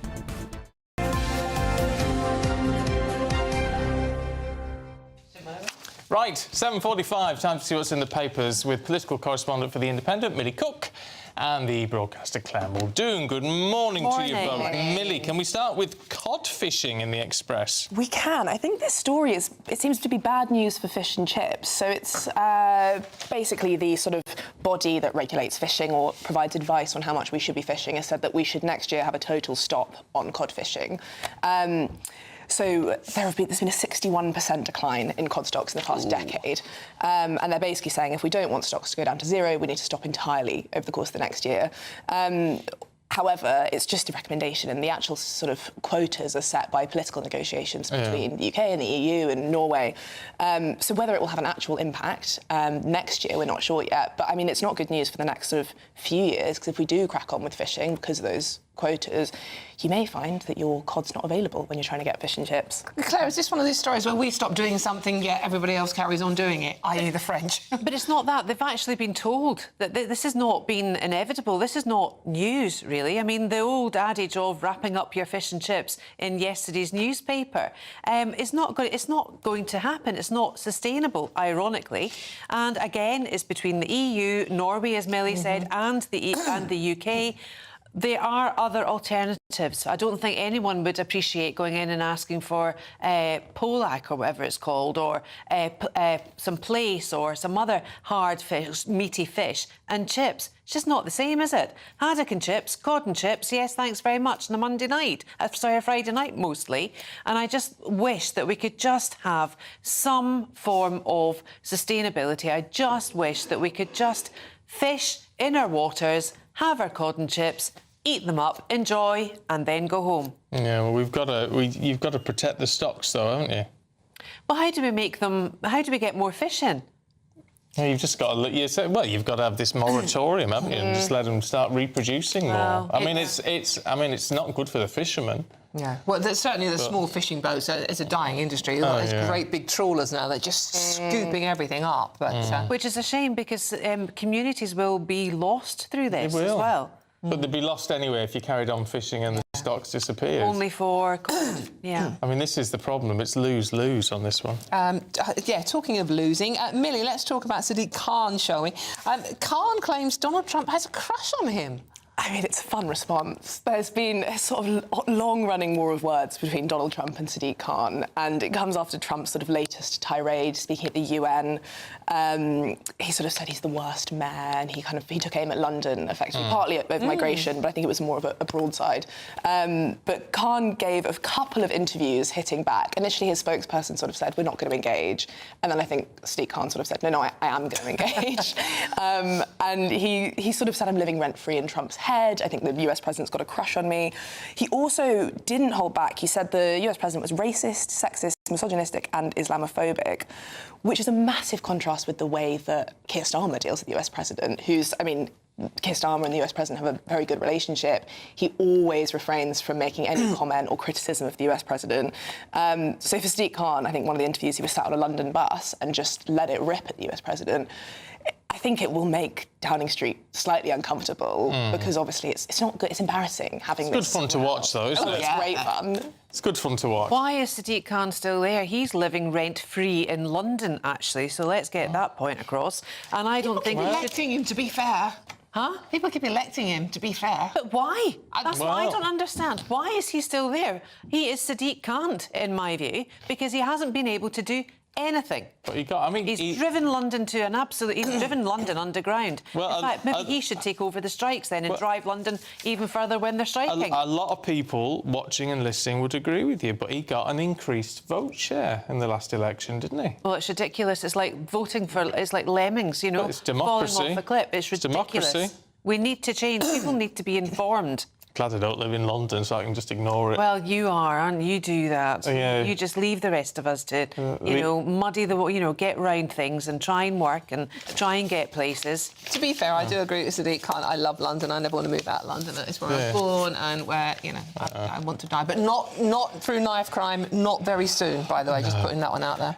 Claire, can we have a look at good old Greta Thunberg? Yep.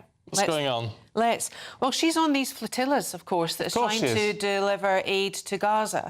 And, you know, they've apparently to offset the noise of... they would say it's Israeli strikes. They're playing ABBA through the radios, etc., etc. But Giorgia Meloni, I mean, I do like Giorgia Meloni. She's actually said, because they're going through Italian water at the moment, and she said, look, this is a dangerous publicity stunt. Will you please stop? But they can't. Italy and Spain now have to help this flotilla get through because there are Spanish and Italian citizens on those boats. I do think it's anywhere Greta Thunberg goes, I think it is only for publicity, and I wish she would just stop. I've said that on more than one occasion. I think we need Greta version 2, a new recycled Greta that zips her mouth and doesn't do anything. You see, I would disagree in that I don't think it's just for publicity. I think the problem is that she was, from that very early age, I mean, turning up at the UN, being lauded by every leader, when she should have been at school. When she should have been in school. And so she just now thinks that she's this great oracle. Absolutely, I agree. But, however, she's putting people's lives at risk, OK? And she has to stop. Can I talk about my favourite story of the day now? You can rely on me to get away from the politics. This is in The Sun. Chatting in a pub is a sign of intelligence. Yay. Of course it is. But that's only, of course, if we don't say anything to offend those that are serving us the drinks, and we could get nicked. But a University of Washington has said, and the pool here for the research data is quite alarming because they've gone down to age 13 to 47. You shouldn't really be in a pub if you're 13. However, what they've said is, if you can hold a conversation, if you can hear the syllables and you can still have a conversation amongst all the melee that's going on, you're actually more intelligent. And, of course, we've got Greg's opening up a pop-up pub up in Newcastle there you go. as well. Yes. There we go. Let's get up to Newcastle. Pint of pasty and everyone's going to be cleverer. All right, you two, thanks very much indeed. Let's have a look at the weather.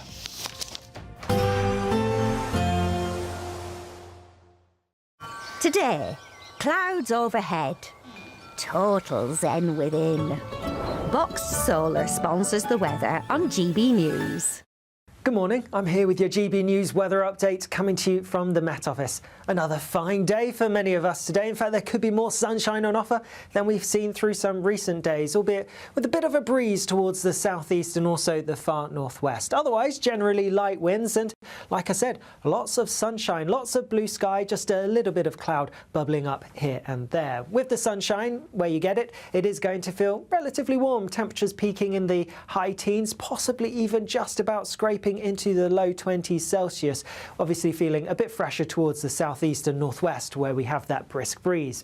Later on as we go through this evening, staying largely fine. There's some clouds nearby to the far northwest of Scotland, but not really expecting that to make much headway in, so really it's going to be a dry end to the day across Scotland with some late sunshine as well. A similar story across much of Northern Ireland and across the bulk of England and Wales as well. Some late sunshine here, albeit with a little bit of cloud perhaps pushing across parts of Lincolnshire and some thicker cloud around Kent. Maybe 1 or 2 showery bursts mixed in with this as well. Then as we go overnight, a little bit more patchy cloud will come in from the east at times. Most places, though, staying dry with clear skies, and similar to recent nights with the clear skies and mostly light winds, again, we're going to see our temperatures taking a bit of a drop.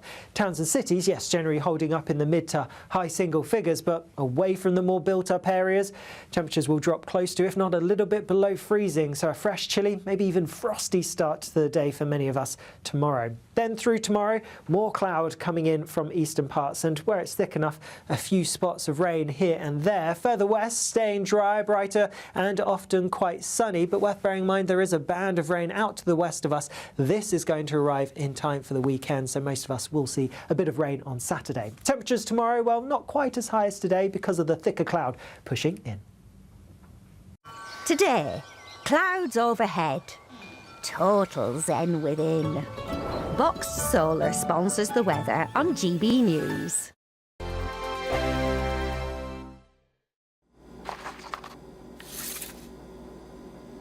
Crash Law 24 sponsors GB News Traffic and Travel Report. Good morning, this is the latest AI travel news from gbnews.com. Currently, the A9 northbound at Dunblane faces delays due to a broken down vehicle. The M60 clockwise between Junction 8 and Junction 9 encounters disruptions from an accident. In Thurrock, the M25 clockwise between Junctions 29 and 30 is hampered by a broken down vehicle, resulting in lane closures. In Hampshire, watch for a serious crash on the A36 southbound between the A3090 and the M27, closing all lanes. On the trains, expect disruptions on the Elizabeth Line and Great Western Railway between London, Paddington and Slough, affecting services to Heathrow Airport. For more travel news, go to gbnews.com. Crash Law 24 sponsors GB News Traffic and Travel Report. This is your chance to win a motorhome and cash in our biggest giveaway to date. Courtesy of Marquis Leisure, you could be the proud owner of this 2025 Benamar Primero. It comfortably accommodates 4 people and can be driven on your standard driving licence. Plus, you'll also bank an incredible £30,000 in tax-free cash to spend on anything you like. Make sure you don't miss out. For another chance to win, text WIN to 63225. One entry costs £2.50 plus 1 standard network rate message, or text BONUS to 63225.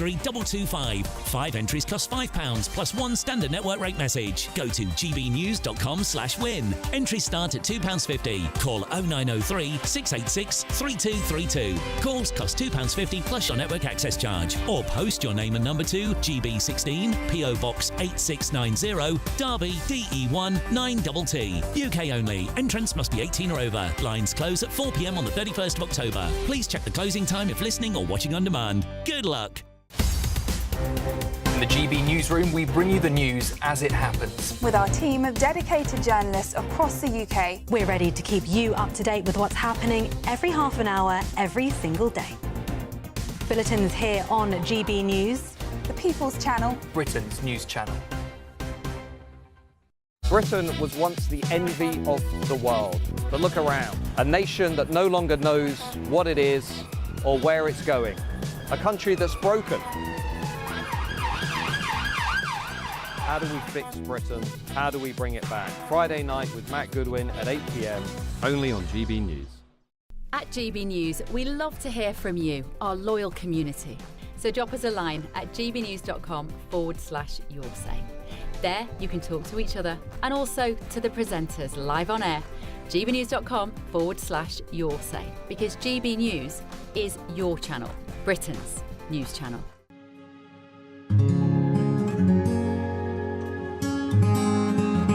I think for far too long in this country, millions of people felt as though they weren't represented at all by the establishment media. GB News was needed because there literally was no other voice. Everyone was saying the same thing.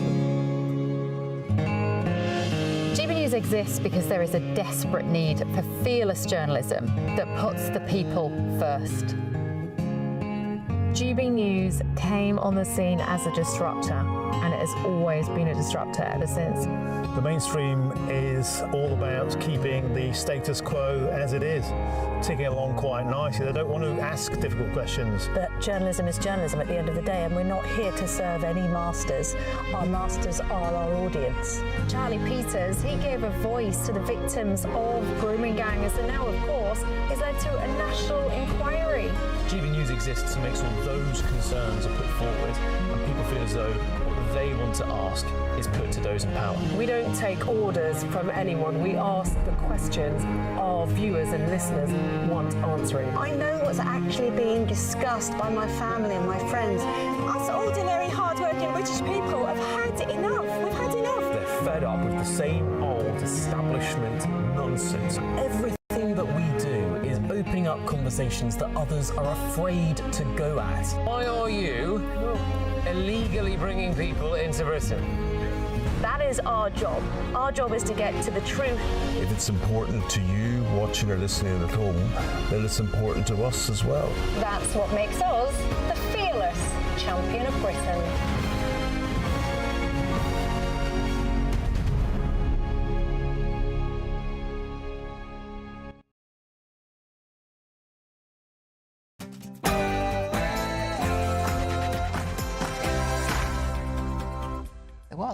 Good morning. Is Andy Burnham making a return to Westminster? Yes, the Mayor of Greater Manchester gives his clearest hint yet as he claims MPs have urged him to take on the Prime Minister for Labour Party leadership. Mr Burnham says he can turn the country around, and he slams Sir Keir for creating a climate of fear amongst MPs. Meanwhile, anti-ICE messages are found on bullets used in a shooting at an immigration centre in Dallas, an attack condemned by the FBI Director and Senator Ted Cruz. States to stop. Violence is wrong. Politically motivated violence is wrong. New research suggests a £2,000 savings buffer could be a real financial game changer, cutting the risk of households falling into debt.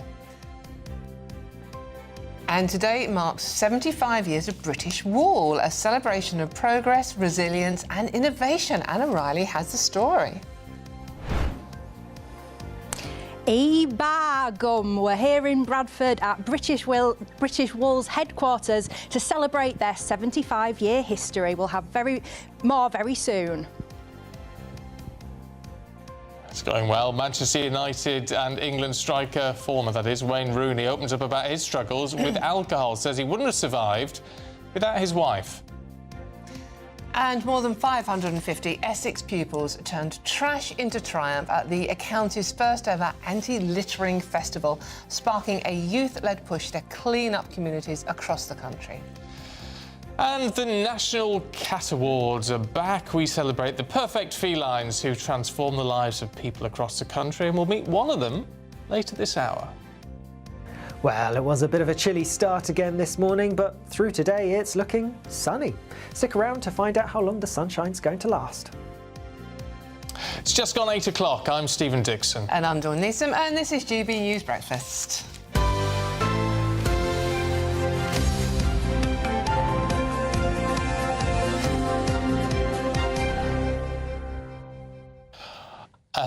Would you believe Bruce Forsyth? Yes. Now, who didn't love Bruce Forsyth? Yes. Apparently, his ghost is stalking the London Palladium. Oh. And he's been heard by singer and paranormal expert Brocard while she was interviewing someone called Penn Jillette and Piff the Magic Dragon on the stage. And he said to her, "It's nice to see you, to see you nice."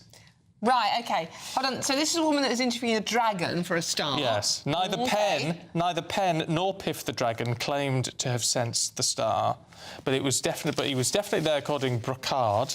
Brocard. Yes. Roll the R. He was on stage, and his ashes are buried under the stage, actually. Yes, and you know, it's one of the most haunted theatres in London, the Palladium. So if you ever got the Palladium, you hear someone say, "Nice to see you, to see you." Nice. Nice. Then It's Bruce. Yeah. Oh, and give us a twirl, Anthea. Give us a twirl. Yeah, Generation Game. At least I loved that, didn't you? It's brilliant stuff. Yeah. Well, I'm glad he's still with us. That's all I can say. Yeah. Even if just in spirit. You can do tours of the Palladium, by the way, and the Halloween one is excellent. They do a Halloween, and coming up to Halloween, obviously, it'll be here in 5 minutes' time, won't it? Yeah, you can go behind the scenes and be told the tales of spooks and who was killed there and who was buried there and who died on stage there. Yeah. But if you want something really scary, let's talk politics. Conservative MP for West Suffolk is Nick Timothy, and he joins us this morning. Good morning to you. Well, look, we've got to start with, and I hate to do it in a way because it's a bit of an open goal for any Tory to look at what's going on in the Labour Party at the moment. But, I mean, what's your perspective on what we're seeing unfold in terms of leadership challenges, this sort of will I, won't I from the Mayor of Greater Manchester? Well, what it shows is we have a government that doesn't have a clue about what it's supposed to be doing. We've seen them already make a mess of the economy with the budget that and the Employment Rights Bill, which is already killing jobs in the economy. Growth has ground to a standstill. We've got sleaze from left, right and centre, and now we have people in the Labour Party openly challenging the Prime Minister. The government is only a year or so old and it's already a complete shambles. Nick, it's another open goal, talking of which. I mean, the Conservative Party didn't cover themselves in glory when they were in power. I'm just going to wave the front page of The Sun at you here, which is basically Afghan refugee goes on hold to Afghanistan. The Conservative Party, when they're in government, are responsible for a lot of the mess we are seeing now around our asylum system and the fact that we have got refugees literally abusing the system. I mean, do you think you owe the country an apology for that? Nobody was more critical of the policies as they relate to immigration after Brexit and the failure to control the channel crossings when the Conservatives were in power than me. And yes, I think we have to be clear that we got that very badly wrong, and we need to show the country that we have contrition and that we now have the willingness and the ideas to put those things right. The Rwanda policy was actually the right policy, but it was never going to work as long as we were in the European Convention on Human Rights. We will be announcing policies on that very soon. But in future, a future Conservative government is going to need not only to control immigration and get the numbers coming in right down, but it also needs to make sure that we decide who gets to stay. And we've announced plans to reform indefinite leave to remain and to make sure that people who aren't contributing and who are committing crimes are removed from the country swiftly. I mean, the problem you face is that we're not getting enough solid policy from the leadership at the moment. It's coming out in dribs and drabs, but because of that, a lot of it's being sort of lost in the noise, if you like. But it also seems like you, and indeed Labour to an extent, and even the Lib Dems, from what they've been saying recently, are just following on the coattails of Reform, who've been bold enough to say what they believe in a way which is unpalatable for some, but they've said it, and it now feels like the other parties are just following on their coattails with slightly watered-down versions of their policies. Well, look, I was only elected last year, and if you track the things that I was writing in the Daily Telegraph over the years, you will see that I'm following nobody. This is exactly what I've believed all along. And if you actually look at what the Conservatives announced since the election, and we've been tabling amendments to legislation to try to make this law already, it's actually not the Conservatives following other political parties, it's other political parties following the Conservatives, because we were the first to say that things like indefinite leave to remain needs to be reformed, and we were the first to say that we need to start getting some of the people who came during the Boris wave out of the country again. Can I just pick you up, though, on I mean, you said a moment ago one of the issues with Rwanda was it would never work while we're in the ECHR. We needed to come out of that. And you said, and we'll have a policy on that soon. Presumably that means a policy from the Conservatives saying we would come out the ECHR. Well, I'm not going to preempt my leader, and I think that we'll be seeing an announcement coming, as I say, in the coming weeks. But the point is that whether it's about courts declaring whole countries unsafe for returns and deportations, or whether it's about individual rights that are used to prevent the deportation of individual illegal immigrants and foreign criminals. The convention basically makes it impossible for governments to secure the border and run a functioning immigration system, and that's why we've got to see radical action there. And so you're happy with the upcoming, although you won't give us the details, you're happy, are you, with the way the policy is? Look, we're a year or so into a parliament, and what matters is that we get the detail right, and we get the prospectus right for the country at the next election. I'm concerned with that. And you're right, so you're happy with that. And Nick, just quickly, I mean, you say you're only a year in, there's a while to go, but 1 in 3 people in this country are saying they would vote for reform. The Conservatives are polling at a record low. Isn't the honest answer here that the only way the Conservatives are going to be in government is they do some kind of deal with reform? No, I'm not going to speculate about hypothetical scenarios. I'm in Suffolk in my constituency right now, and I was on the doorstep talking to voters yesterday afternoon. And what that tells me is, yes, there's a lot of frustration with politics in general. There's attempt, to be perfectly honest, for this Labour government. And there's a lot of people with open minds, because the general election is, as they know and we all know, not for several years. So they're waiting to see what the Conservative Party brings forward, how we return to our values, how we apply those values to the problems of today and tomorrow, and so that we can offer the country exactly what it needs when it comes to not only things like fixing the immigration crisis and the restoration of our shared national identity and cultural coherence, but also the transformation of the state and of our economy, because our economic model is bust, and we need really serious proposals for how we're going to take this country into a future of growth and prosperity and security. OK, and Nick, thank you very much. That's Conservative MP for West Suffolk, Nick Timothy there. Right, let's talk to political commentator Benedict Spence. Benedict, good morning to you. I thought that was quite interesting, with Nick Timothy basically saying the ECHR is a disaster and we need to pull out of it. We've got a policy on this. I won't tell you what it is, but I'm essentially happy with it. I mean, it's become that sort of, almost like, I suppose, the European Union once was, that sort of easy thing to be able to blame and say, well, don't worry, we've got a solution and all you have to do is vote for us and we can make the solution very easy. The ECHR is a problem, but it is not an insurmountable problem. You don't even need to pull out of it to be able to circumvent the very difficult things. You just change laws through acts of parliament, through which you also need a majority. But it is, I fear, becoming a bit of a sideshow as this sort of political solution to all of your problems, when actually what it'll end up doing, if we decide to try and leave the ECHR, is just bog us down in ever more drawn-out negotiations. It would mean a renegotiation of the settlement in Northern Ireland, and of pretty much all of our agreements, actually, with the European Union would have to be re-engineered. It's an easy, short-term political slogan to say, we've identified the problem, this is what it is, and we can fix it, but it's never quite as straightforward as that. I mean, as we know, there are countries in Europe who are members of the ECHR that seem to have no problems dealing with their border issue. The other story I want to talk to you about today, Benedict, is Boris Johnson saying Farage is a threat to the UK. What do you make of that one?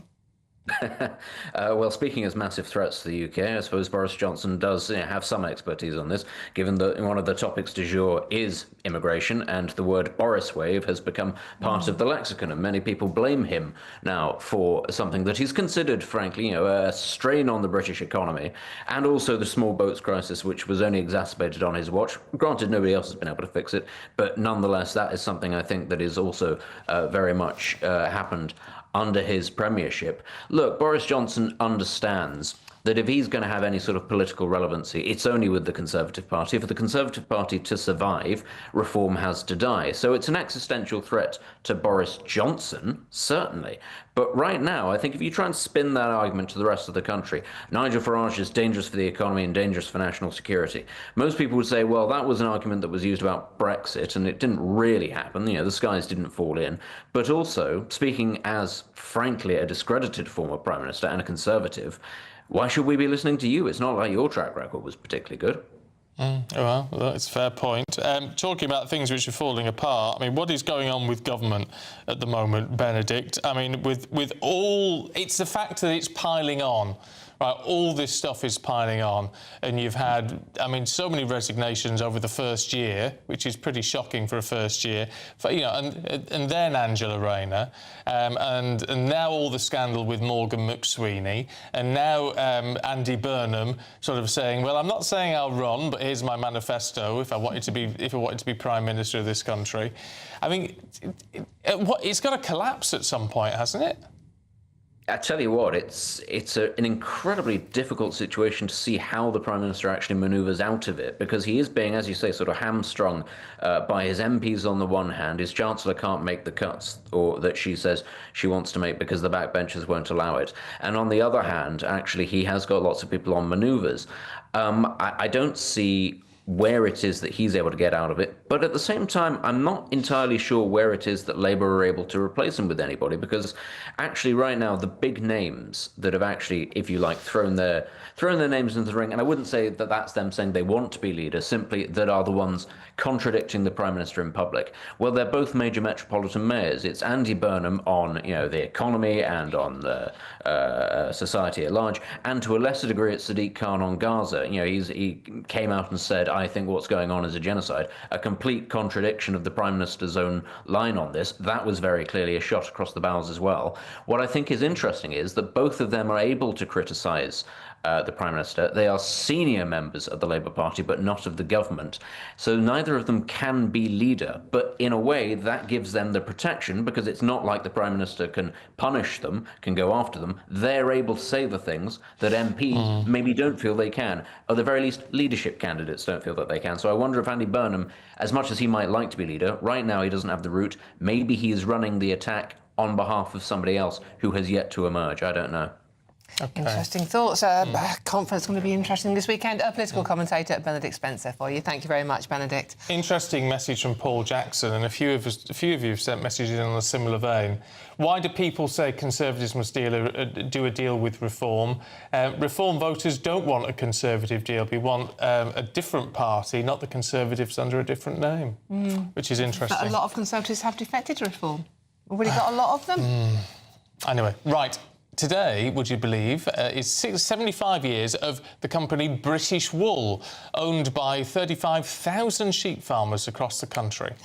For the past 7.5 decades, British Wool has stood at the heart of the UK's wool industry, supporting farmers, promoting the value of wool and championing sustainability. It's produced 2.5 billion kilograms of fleece since it started. Which is really quite something. Should we head to Bradford, actually? Our Yorkshire and Humber reporter, Anna Riley. Morning to you, Anna. Good morning to you both. Well, yes, you join us here in the headquarters of British Wool. We're currently in their showroom where they display some of these fantastic products that are made out of wool. You can see this lovely chair here. You can see some of the clothes that they make. And we're joined by Andrew Hogley. He's the CEO of British Wool. Just tell us what this anniversary is all about and this open day today here. So British Wool, we were established 75 years ago, back in the days when wool was a national strategic resource, before synthetic fibres had been invented. But over the last 75 years, we've been championing UK sheep farmers, championing their wool and really promoting their product to try and drive demand and drive demand from manufacturers and consumers alike to buy products made from British wool. So how does it work then? Obviously the farmers, they shear the sheep and then they drop off the wool at certain areas and then it's brought to this depot here. So we start right at the beginning of the process, so we train the shearers as well. But 30,000 sheep farmers across the UK, they shear their sheep once a year, predominantly for animal welfare, and then we collectively gather the wool, we sort it out, because all the different breeds of sheep that we have in the UK countryside, they have quite different qualities of wool. So a lot of what we do in our depots that you'll be visiting in an hour or so, that's sorting the wool out so that we can provide a consistent quality product to market, so that whether you're making a carpet, whether you're making transport fabric for the London Underground, whether you're making Harris tweed, they've got the right type of wool at a consistent quality, so that consumers, when they buy a British wool product, are getting a quality product. And here in Bradford, it's sort of the heart of the textile industry. Very much so. Historically, Bradford and West Yorkshire was the heart of the industry because of the quality of our water, but we still have the only manufacturing facility facilities in Europe where they can wash and process wool in the early stages. And we've still got some fantastic mills and manufacturers in West Yorkshire as well. And when people come in here today, what will they be able to see? So not only can you see the products and learn something of our history, but it's really seeing what we do with the wool, the grading process up close, why it's so important that we sort the wool, and also a sense of the scale of our operations. We're handling the wool from 30,000 sheep farmers across the country. At this site, we hold about 5 million kilos of wool on site, and it really shows that it's still an important industry for West Yorkshire. And what is that sustainability of wool as well compared to man-made fibres? So I think this is becoming ever more important. So as we're getting concerned about microplastics in the environment, microplastics in our body, wool is a natural fibre, it's a protein fibre, it's biodegradable, and it grows naturally as a secondary product from our sheep farmers who are rearing some fantastic tasty lamb as well. Thank you so much, Andrew. So, as Andrew mentioned, we'll be going into the warehouse next. We'll be looking at some of the wool grading and how that works. Stuff, Anna, thank you. Pick us up a jumper, size medium, if you would, while you're there. I like the ones behind you. You can tell Andrew that. I love wool. I absolutely love a wool jumper or a wool zipper or something. It's just the best. And it does really genuinely keep you toasty as well. Oh, yeah. I've got some gorgeous wool climbing He said socks. the presenter Stephen said he'll have a size medium. He likes the jumpers and he loves wool. we better take her mic out, but at least we know she passed the message on. Indeed, yes. You didn't say what colour you wanted, though. I don't care. No. I don't care. Anything like that. It's nice just neutral, fantastic. I think, yeah. It's just it's good and it's quality. It's quality and it's natural, and I love all of that. Yeah, quality and natural. You or the jumper? Well, both. Definitely the jumper. Both. You might be needing your jumpers today. It's a bit nippy out there. Here's the weather with Alex.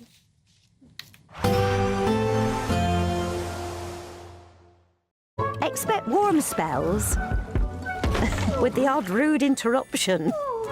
Boxed Boilers sponsors the weather on GB News. Good morning, I'm here with your GB News weather update coming to you from the Met Office. Another fine day for many of us today. In fact, there could be more sunshine on offer than we've seen through some recent days, albeit with a bit of a breeze towards the southeast and also the far northwest. Otherwise, generally light winds and, like I said, lots of sunshine, lots of blue sky, just a little bit of cloud bubbling up here and there. With the sunshine, where you get it, it is going to feel relatively warm. Temperatures peaking in the high teens, possibly even just about scraping into the low 20s Celsius. Obviously feeling a bit fresher towards the southeast and northwest where we have that brisk breeze. Later on as we go through this evening, staying largely fine. There's some clouds nearby to the far northwest of Scotland, but not really expecting that to make much headway in. So really it's going to be a dry end to the day across Scotland with some late sunshine as well. A similar story across much of Northern Ireland and across the bulk of England and Wales as well. Some late sunshine here, albeit with a little bit of cloud perhaps pushing across parts of Lincolnshire and some thicker cloud around Kent. Maybe one or two showery bursts mixed in with this as well. Then as we go overnight, a little bit more patchy cloud will come in from the east at times. Most places though staying dry with clear skies, and similar to recent nights with the clear skies and mostly light winds, again we're going to see our temperatures taking a bit of a drop. Towns and cities, yes, generally holding up in the mid to high single figures, but away from the more built up areas, temperatures will drop close to, if not a little bit below freezing. So a fresh, chilly, maybe even frosty start to the day for many of us tomorrow. Then through tomorrow, more cloud coming in from eastern parts, and where it's thick enough, a few spots of rain here and there. Further west, staying dry, brighter and often quite sunny, but worth bearing in mind there is a band of rain out to the west of us. This is going to arrive in time for the weekend, so most of us will see a bit of rain on Saturday. Temperatures tomorrow, well, not quite as high as today because of the thicker cloud pushing in. Expect warm spells with the odd rude interruption. Boxed Boilers sponsors the weather on GB News. Oh, hello, welcome back. Now, over 500... Haven't gone anywhere yet. Shoot. That was the weather. It was the weather. They didn't go. They were watching. They weren't looking at us. No. No, they were looking at the weather. Well, we were contemplating what colour jumper you should get. If you've got any suggestions what colour jumper you think Stephen should be wearing, wool jumper, obviously, gbnews.com/say. I think sort of neutral or bland. What do you think suits his personality? Bland. Up to you. Any case, still to come. Over 500 students from 14 schools across Essex have descended to attend Essex's first ever anti-littering festival. Let's talk trash. That's next. I'm not sure that's... 5 hosts, 5 opinions, 5 fearless debates, 5 unfiltered takes on the day's news. 5 reasons not to be anywhere else on Saturday night. This is the Saturday 5. You got me.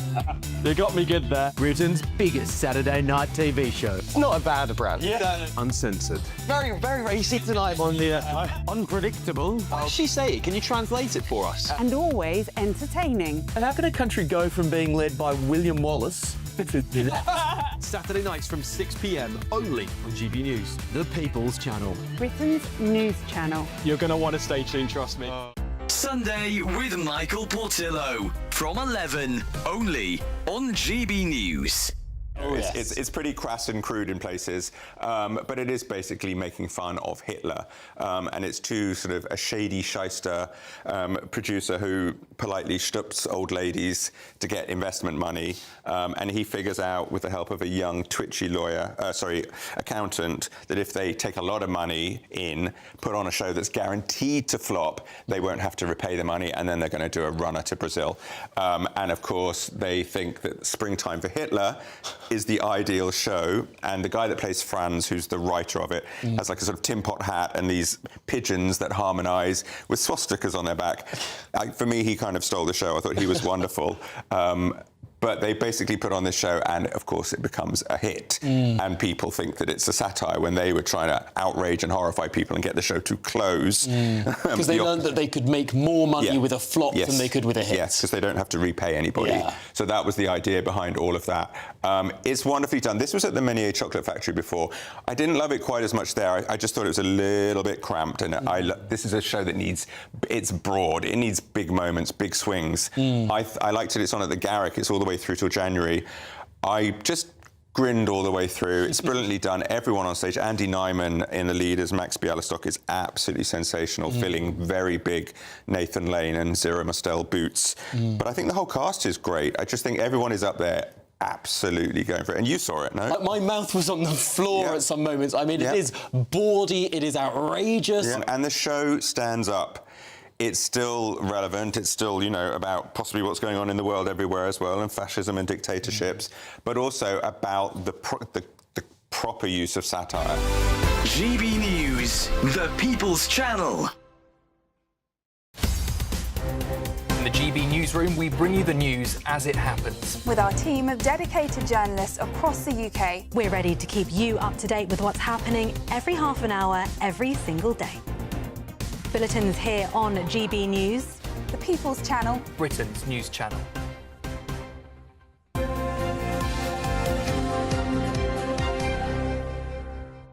Lots of suggestions coming in. Yeah. John says, I need a Union flag jumper. I'd wear that. Yeah. Gina says blue, which is my favourite colour, so I'd go for that. Roxy says burgundy would be nice, so maybe. Miss P says pink. Pink? I don't think I can carry off a pink jumper. I can see you but in pink. My favourite of it all is from Jim Rockford, who says the jumper has to be brass neck colour. Oh, I love that. I have got a brass... When it comes to... Yeah. If you don't ask, you don't get. No. Well, absolutely. You do. But, yeah, brass neck, I love that. It's brilliant. Do keep them coming in, won't you? Because the biggest debate, despite all the politics and the madness going on about it, is what colour jumper Stephen Dixon should be wearing. The best comment of the day is from Anna, who says, poor Stephen, he doesn't know what Dawn is going to come out with next. No idea. Which is why he tries to throttle me every break. But hey, I managed to fight him off. But we do love each other, really, honestly. Right, time for the Great British Giveaway, and you've still got time to potentially become our biggest winner to date. Here are all the details. You're not going to want to miss our greatest Great British Giveaway so far. You could bank an incredible £30,000 in tax-free cash to spend however you like. And if that wasn't enough, you'll also get to drive away in this brand new motorhome. With thanks to Marquis Leisure, this brand new 2025 Benimar Primero could be yours. It comes with all the mod cons you'd expect from a vehicle worth over £74,000 and comfortably sleeps 4 people. This prize package is worth over £104,000. And remember, if you can dream it, you can drive it away. For another chance to win, text WIN to 63225. One entry costs £2.50 plus one standard network rate message. Or text BONUS to 63225. 5 entries cost £5 plus one standard network rate message. Go to gbnews.com/win. Entries start at £2.50. Call 0903 686 3232. Calls cost £2.50 plus your network access charge. Or post your name and number to GB16 PO Box 8690 Derby DE1 9TT. UK only. Entrants must be 18 or over. Lines close at 4 p.m. on the 31st of October. The winner will be contacted live on GB News, week commencing 10th November. Please check the closing time if listening or watching on demand. Good luck. Good luck indeed, thank you. I've just got a James. Good morning, I love you, James. James says, let's talk trash. Dawn has a degree on the subject. It's true. Really much, to be honest with you. Meanwhile, Gary says, Stephen and Dawn, you two make the perfect married couple. Love you both. Actually, we try to kill each other every break. That's I fine. think that's the perfect marriage. I think it probably is. Well, it's about talking trash. 500 students from 14 schools across Essex have descended on Essex's first ever anti-littering festival called Let's Talk Trash. The groundbreaking event aimed to inspire a generation of young change makers to tackle litter and protect the environment. Let's talk to the festival's founder, Duncan Clark, who is the owner of Braxted Park Estate and the anti-litter champion. Great to see you. What made you think of this, Duncan? I think just the huge amount of litter. I said to the children, when I was their age, we would be able to go from this beautiful estate, which I'm so lucky to live in, to Witham or Chelmsford or Braintree, and you'll never see any litter. And today it's so different. And, you know, we're thinking we've got to affect some kind of behavioural change. And the best place to start with that is with young minds. It's so baffling to me that people don't prioritise litter, because if you think about it, all the ills of society that our civic leaders are trying to sort out are characterised by, you know, antisocial behaviour, lack of personal responsibility, selfishness, lack of community spirit. And if you toss a plastic bottle or a disused coffee cup or a wrapper out of your window, one is displaying exactly the same characteristics as, you know, we need to resolve all the other bigger antisocial problems.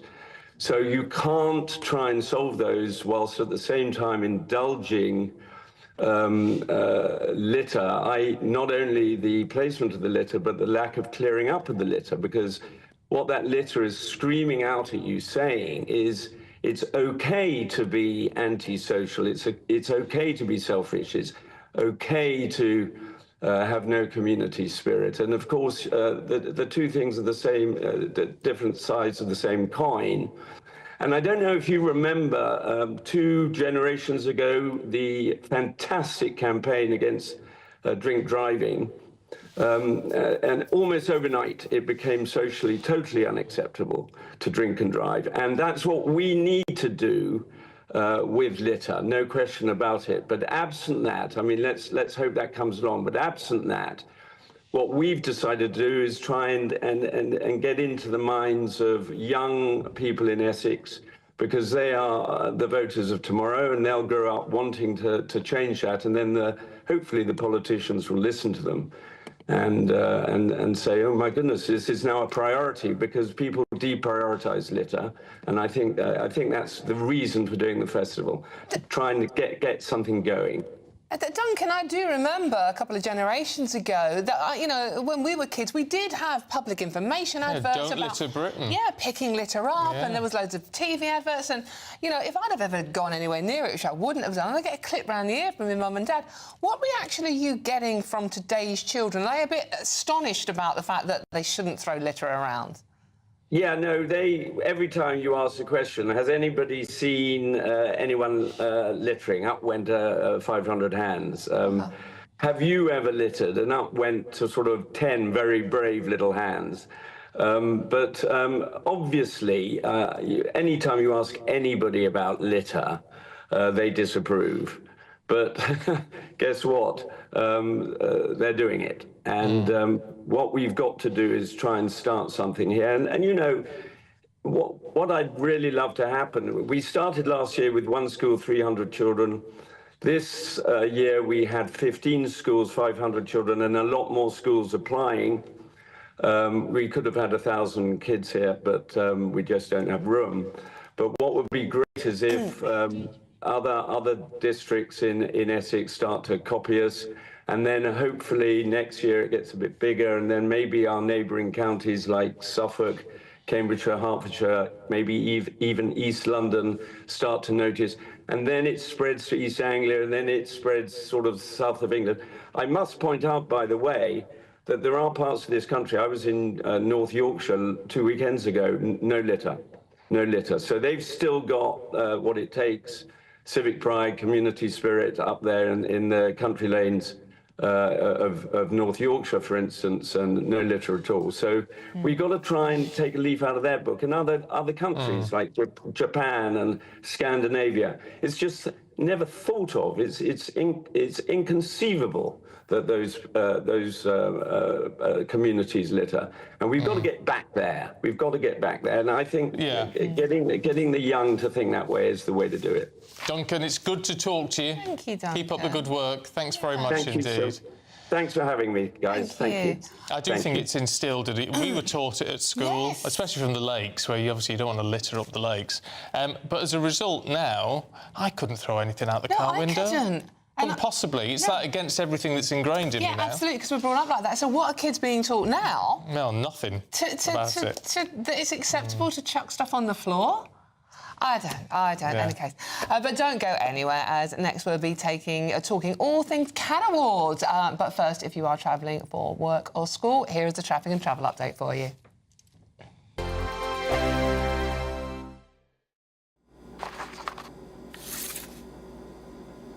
Crash Law 24 sponsors GB News Traffic and Travel Report. Good morning, this is the latest AI travel news from gbnews.com. In Dunblane, a broken down vehicle restricts northbound traffic on the A9. Exercise caution. Delays on the M60 clockwise between junctions 8 and 9 are due to an earlier accident. Debris on the M180 eastbound in North Lincolnshire between junctions 4 and 5 has closed one lane. In Thurrock, a broken down vehicle on the M25 clockwise between junctions 29 and 30 has shut 2 lanes. In Hampshire, an accident on the A36 southbound has closed all lanes towards M27. And on the trains, disruptions are expected on the Elizabeth Line and Great Western Railway between London Paddington and Slough. For more travel news, go to gbnews.com. Crash Law 24 sponsors GB News Traffic and Travel Report.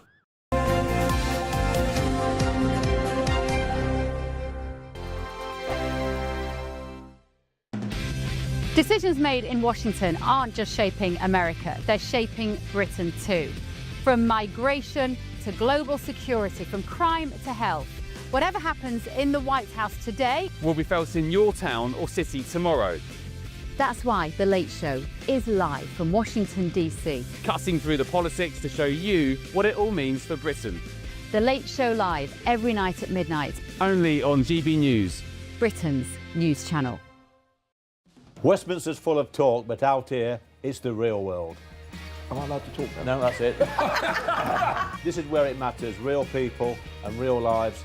That's what politics is all about. In fact, has Trump made a good start? No. Straight answers, no spin, and just a couple of pints. How many fingers have I got up? About 10. So join me for Lee Anderson's Real World every Friday at 7 p.m, only on GB News. The People's Channel, Britain's news channel. You want to know what's really going on in the corridors of power? Labour don't know what to do with you half the time, and that makes you quite lethal in the chamber. Get behind the headlines with Chopper's Political Podcast. Join me, Christopher Hope, as I sit down with the great and the good of British politics. We'll see where this ruling takes us. These are the stories shaping our nation. Chopper's Political Podcast, available now on all platforms. Listen in and stay ahead. It's Patrick Christie's Tonight, and here We do things differently. It's explaining the absolute madness of this, doesn't it? It's explosive. I mean, this is very good. It's lively. 850. Your government sat there, Sean, and it did nothing. It's controversial. The Middle East has been in turmoil since before I was born. It's everything you need to kickstart your evening. Everyone's had their Weetabix tonight. I love to see it. That's Patrick Christie's Tonight, weeknights from 9 p.m. Only on GB News, the People's Channel, Britain's news channel. At GB News, we love to hear from you, our loyal community. So drop us a line at gbnews.com/yoursay. There you can talk to each other and also to the presenters live on air. gbnews.com/yoursay, because GB News is your channel, Britain's news channel. Join me, Nana Akweer, for an informative, interactive news programme with a difference. It's fun. No, you didn't say that, Dave. I'm so surprised. I think there's an element of truth to that. Join me from 3 p.m. every weekend, only on GB News, Britain's news channel. In the GB Newsroom, we bring you the news as it happens. With our team of dedicated journalists across the UK. We're ready to keep you up to date with what's happening every half an hour, every single day. Bulletins here on GB News, the People's Channel, Britain's news channel.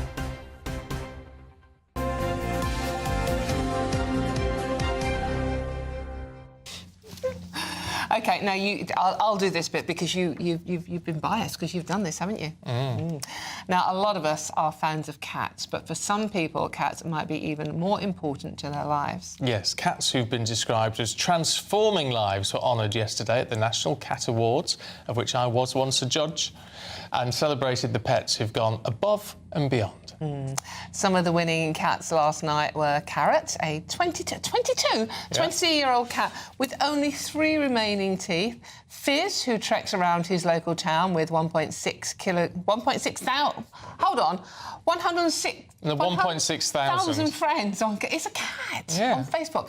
And Void, who warns his owner, Laura, when she is about to have an episode from her heart condition. You see, they're wonderful. They're wonderful. Anyway, the senior cat, then, that won was Carrot at 22. And Carrot's owner, Charlotte Warren, joins us now. Good morning to you. It's remarkable, I think, when you've got a cat that old.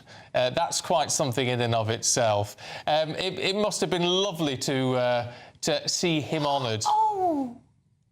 Oh, yeah, it was an absolutely wonderful night. And she's actually a rare ginger girl. So, yeah, it was... She's just so special and she's made such a difference that it was really great to see that come to life at the awards. And for those of you listening on the radio, we just showed a picture of Carrot on screen, and she is a lovely ginger cat. She does look a bit tired now, I think it's fair to say. She's 22. Come on. Charlotte, 22. So, how does that compare to human years? So she is about 106 in human years. And I mean, if I was 106, I'd look a bit raggedy and tired, I think, by this point. God, love her. She's a cutie. Is she a cat that likes a lot of cuddles, a lot of affection? With my husband, yes. She absolutely thinks she is married to him and I'm the other woman. So, yeah, there we go. There's a picture of Carrot on Rob's lap. She absolutely loves fuss and cuddles from him. She woke us up at 5 o'clock this morning just to have a stroke from him before she could then go back to sleep for her second nap of the day. Oh, how lovely. And what made you enter Carrot in the competition? I mean, she is lovely, I agree, but... I saw it online, and we adopted her from Cats Protection when she was 11, so she was already pretty old by the time that we got her. And I just wanted to demonstrate that, do you know, even if you adopt a cat that's in their twilight years, she's still given us 11 years of amazing love and friendship. So I just thought she was a really good demonstration of how adopting an older cat can still, you know, add a huge amount of value to your life for a really long time. Yeah, I absolutely agree. My Timmy's 18 now, and he was adopted. He was adopted at 4, but he's still going strong. So I know he's got at least another 4 years in him, which is very nice to know. Charlotte, it's great to see you. Give Carrot a kiss and a cuddle from us, won't you? If she lets you. I'll try. Thanks so much. Thank you. Lovely. I noticed Carrot couldn't be bothered to come on screen there. She's probably having her nap. She's 106. I know, yeah. Any case, still to come, have you heard of the term friendflation? Nope. No, obviously not. You don't have any friends. Anyway, many are saying it's just unaffordable to catch up with friends. We'll be taking a look at that and the rest of the papers with the wonderful Claire Muldoon and Millie Cook. There they are. Ladies, give us a wave. Oh, very royal. Thank you very much. First, if you fancy some holiday sun, here's a European forecast. I hope we haven't forgotten anything. Travel insurance, I tick that box. Yeah, but remember what you forgot last year. All Clear Travel Insurance sponsors GB News Travel Destinations Forecast. The heaviest and most thundery rain that's been affecting parts of Central Europe through recent days, that's now starting to ease. But nonetheless, a fair few showers across parts of Greece and nearby countries as we go through Friday. A few showery bursts still across Italy, could still be quite heavy towards the north. Meanwhile, further west across much of Spain and Portugal, it's largely fine, albeit with a few showery bursts pushing towards Madeira and the Canary Islands. Lots of fine weather for most of us through into the weekend. All Clear Travel Insurance sponsors GB News Travel Destinations Forecast.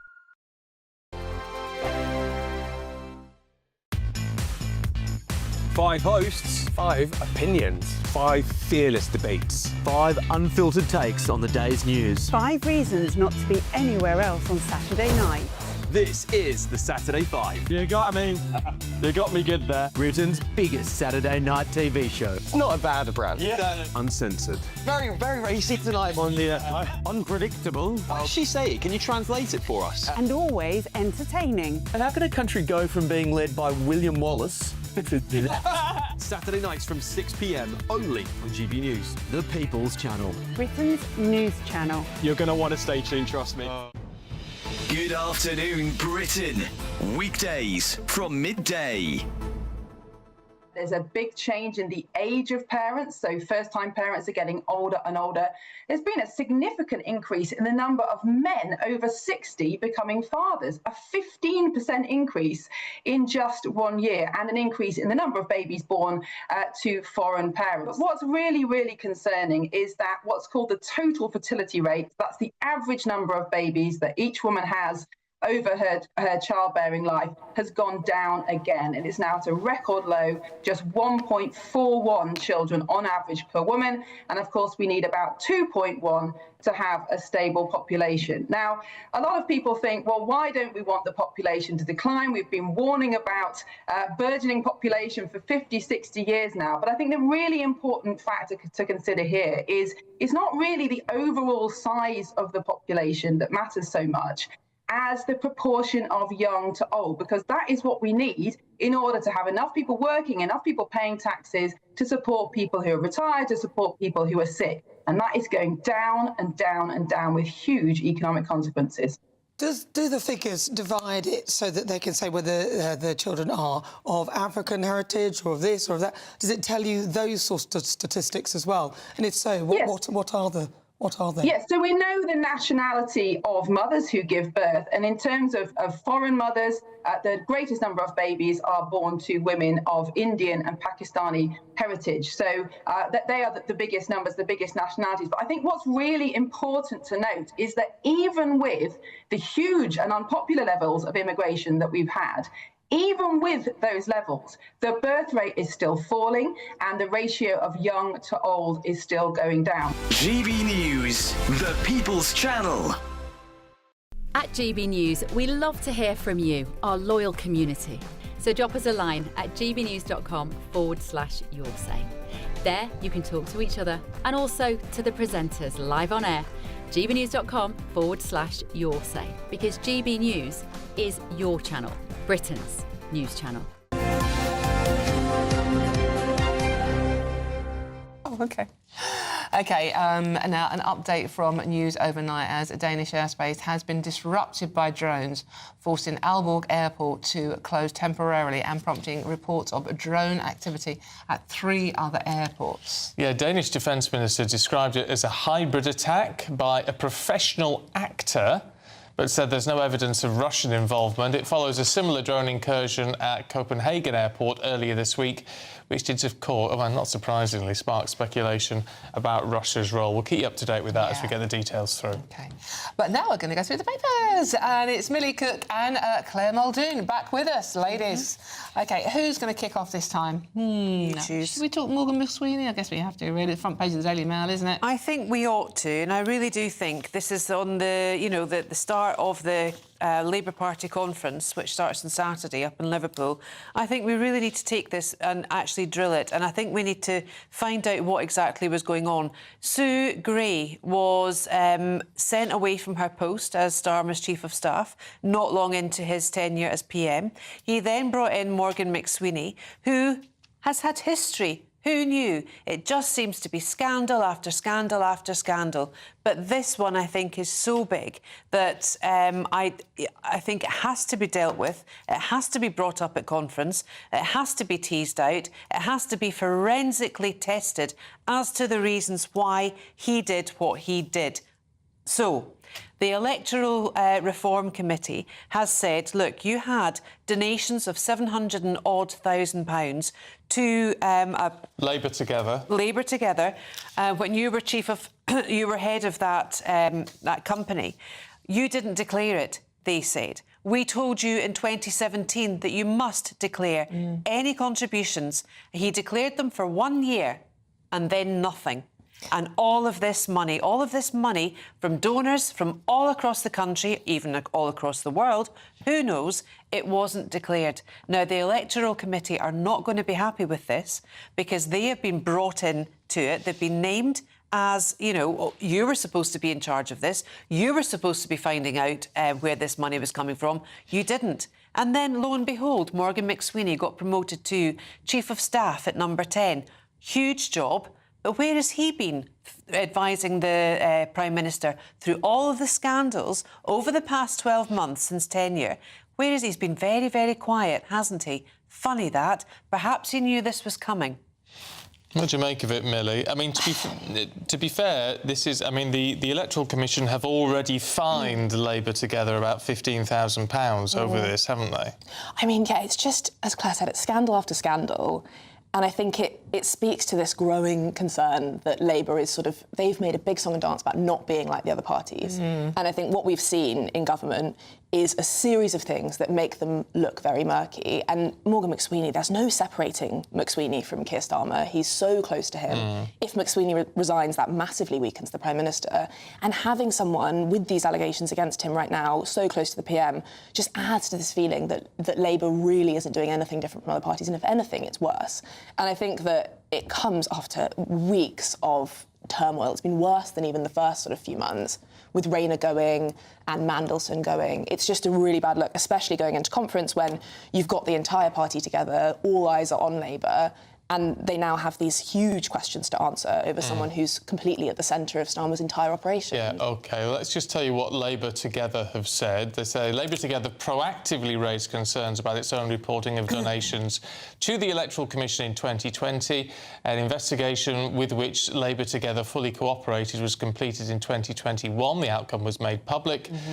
The Electoral Commission said it had thoroughly investigated the late reportings of donations in 2021, adding, "We were satisfied the evidence proved beyond reasonable doubt that failures by the association occurred without reasonable excuse. Offences were determined and they were sanctioned accordingly," which was that big fine. Ironically, Labour Together, and they'll be together physically at the conference, but this is a party that is not in solidarity with one another. They're certainly not together, and it's, you know, significant cover-up of a slush fund. Starmer's hiding behind the number 10 curtains. This scandal, as Dan Hodges said, is not going to go away, and I agree. Millie, do you think your story from The Guardian, the PM to use levelling up, will win them any favours back? The old levelling up's back. I mean, I guess it's worth a go. I think levelling up is always a dry story, but I do think that when it comes to this, it's sort of an attempt to tackle people's day-to-day problems. And I think a lot of Labour's issue,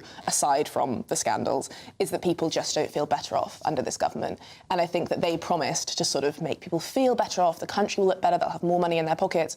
No one's been feeling that yet, and I think that's part of the reason why reform is doing so well. So this latest drive is to pour tens of millions of pounds into local and deprived areas to sort of build them up, make sure that we don't have any more boarded up shops, closed Is this what they're calling pride in place? Well, yeah, I think it's sort of trying to make people feel like proud of their local area. I think that these things, if they work, yeah, it could, but I think it takes a lot of time. I think people are already very impatient.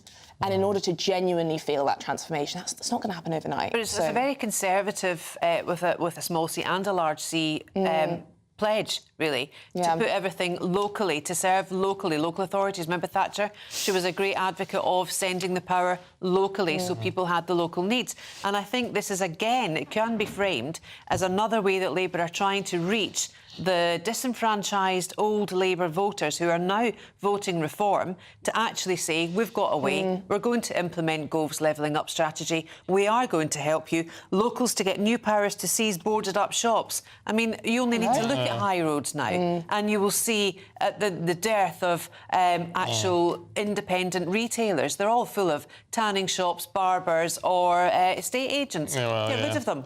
All right, just very briefly, Millie, can we have a look at friendflation? Oh, yeah, this is an interesting story. It's some ONS data showing that cafe prices and restaurants have risen by 50% since 2015.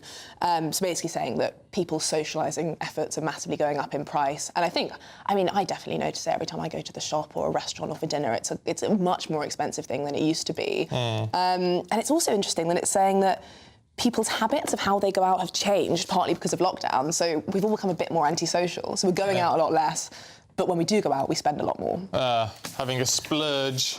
Right, OK. Claire, thank you very much indeed. Thank you. Right, before we're back with all the headlines at 9, here's the weather.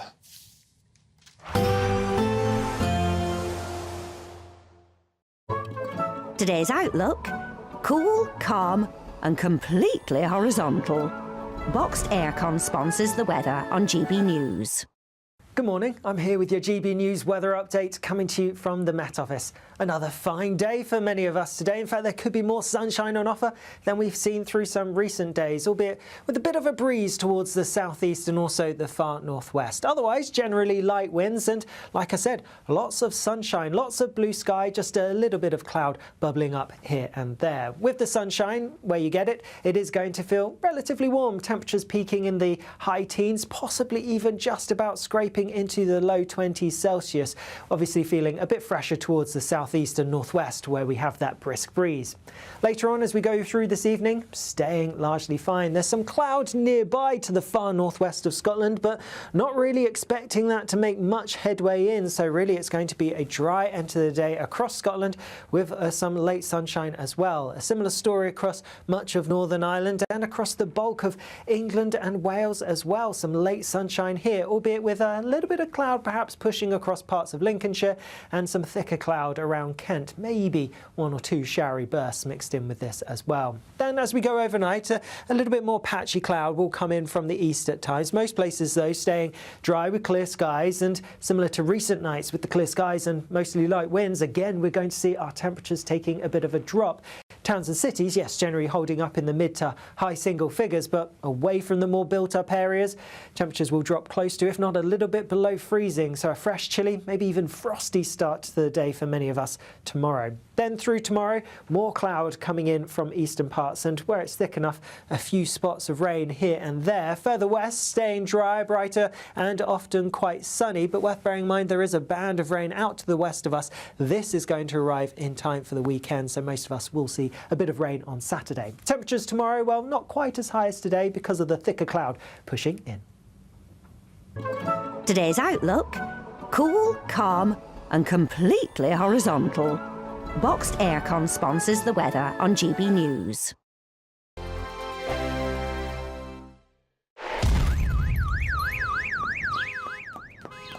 Crash Law 24 sponsors GB News Traffic and Travel Report. Good morning, this is the latest AI travel news from gbnews.com. The A76 is closed near Karen Bridge due to a traffic incident, and drivers should use the diversion route. On the M60 clockwise between junctions 6 and 9, a collision has closed all lanes with hour-long delays expected until 12:45 this afternoon. In Hampshire, the A36 southbound is blocked due to a vehicle leaving the carriageway, with normal traffic expected around 11:30 this morning. And on the trains, Elizabeth Line services are disrupted between London Paddington and Slough Heathrow Airport, alongside Great Western Railway disturbances in the same area. For more travel news, go to gbnews.com. Crash Law 24 sponsors GB News Traffic and Travel Report.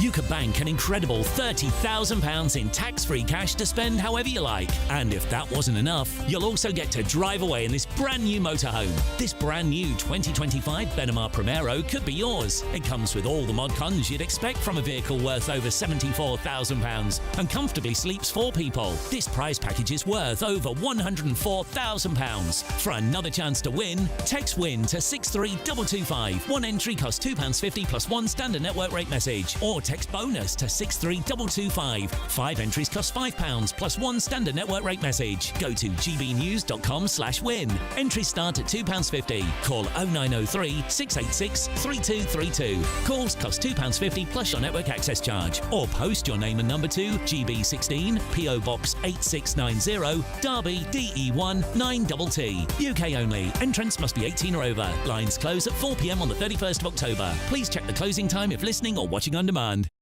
Westminster's full of talk, but out here, it's the real world. Am I allowed to talk then? No, that's it. This is where it matters, real people and real lives. That's what politics is all about. In fact, has Trump made a good start? No. Straight answers, no spin, and just a couple of pints. How many fingers have I got up? About 10. So join me for Lee Anderson's Real World every Friday at 7 p.m, only on GB News. The People's Channel, Britain's news channel.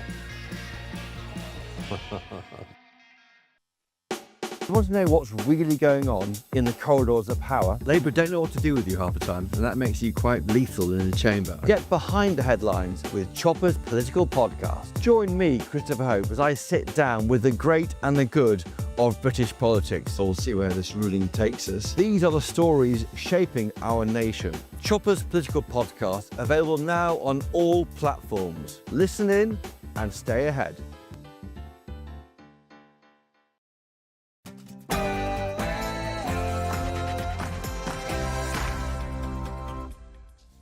Good morning. Is Andy Burnham making a return to Westminster? Yes, the Mayor of Greater Manchester gives his clearest hint yet as he claims MPs have urged him to take on the Prime Minister for Labour Party leadership. Mr Burnham says he can turn the country around, and he slams Sir Keir for creating a climate of fear amongst MPs.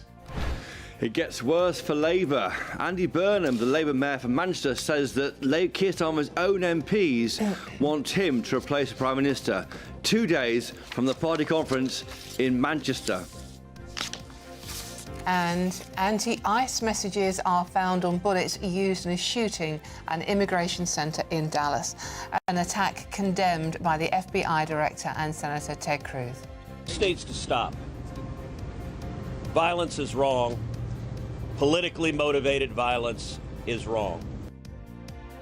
New research suggests a £2,000 saving buffer could be a real financial game changer, cutting the risk of households falling into debt. And today marks 75 years of British Wall, a celebration of progress, resilience and innovation. Anna Riley has a story. We're here in Bradford at the British Wool headquarters. We're currently in their depot where there's thousands of tonnes of wool that gets brought in and graded. We'll be speaking to an expert shortly about how that process works. Also this morning, former Man United and England striker Wayne Rooney opens up about his struggles with alcohol. He says he wouldn't have survived without Colleen. Well, it was a bit of a chilly start again this morning, but through today it's looking sunny. Stick around to find out how long the sunshine's going to last. It's just gone 9 o'clock. I'm Stephen Dixon. And I'm Dawn Neeson, and this is GB News Breakfast.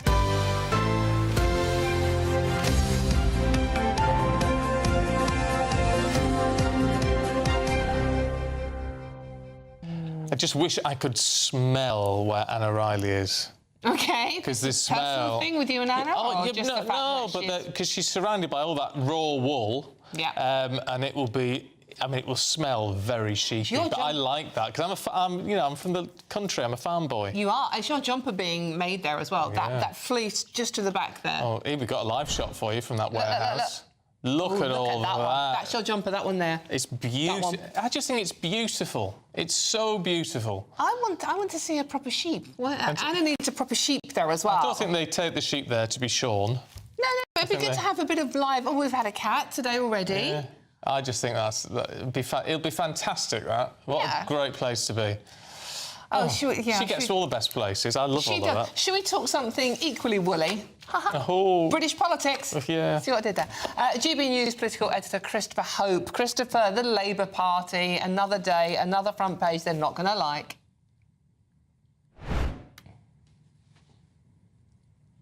Oh.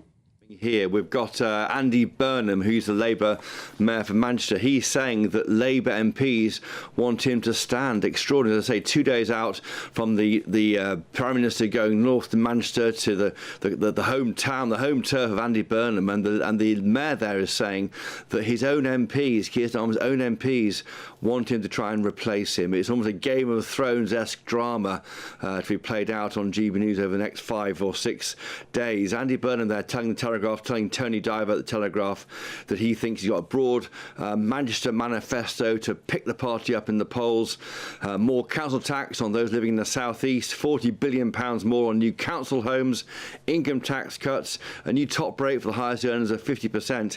He says, of course, he's quite coy, it's for other people in Westminster to make a decision about the leadership, and he's not plotting to get back, but he does say that MPs are telling him he should stand, and I've covered both his previous leadership campaigns in 2010, 2015, third time lucky, maybe. There are hurdles in place of him. He's on your screen now.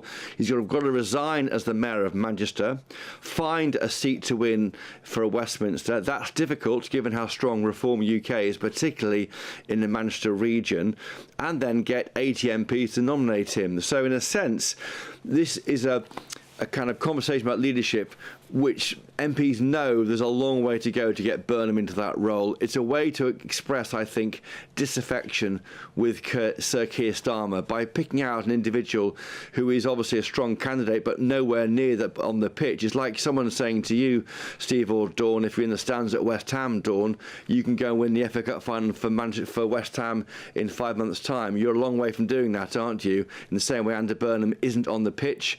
It's some time before he gets there, but it's fascinating. This is rearing its head, and Andy Burnham knows what he's doing by saying this kind of thing so near to the start of a conference. Yeah, well, I mean, conference is going to be a nightmare, isn't it, frankly? You know, I mean, just over a year in, it should be a conference full of hope, expectation, positivity, hundreds and hundreds of MPs that they have now, and yet they're going into it with the economy in meltdown, pretty much, no growth, higher inflation, and a Prime Minister who's under attack. All of that is true, Steve, and that is, but they chose to take this path. They had, I would say, 100 days of joy in sunny uplands over a year ago. They squandered that by taxing the family farms in the October budget. They also removed the winter fuel allowance very quickly. They waited for a budget. They've kind of messed up the beginning of this government, and it's getting worse and worse for them, I think, and that's part of the problem. He's got to try and find a new idea of what is Starmerism. For me, the support for Andy Burnham is a way of expressing discontent with Keir Starmer without going as far as removing him, because there are some way away from that. And there's more trouble too, because there are MPs are now saying in the Times newspaper today they want to lift the 2-child benefit cap. That's a cap of 2 children for those receiving benefits. They won't get any further benefits, parents who have 3, 4 or 5 children. It was brought in by George Osborne, the Tory Chancellor, 10 years ago to stop it, in the Tories' words, or Tories' idea of rewarding people by giving them more benefits for more children. That stopped at 2. That should be lifted, according to a child poverty task force, costing £3 billion a year, and that could raise the temperature ahead of the November budget. So this is the Andy Burnham issue is a rather a sideshow towards the big pressure, I think, to spend more money on things Labour cares about. But how are we going to pay for that?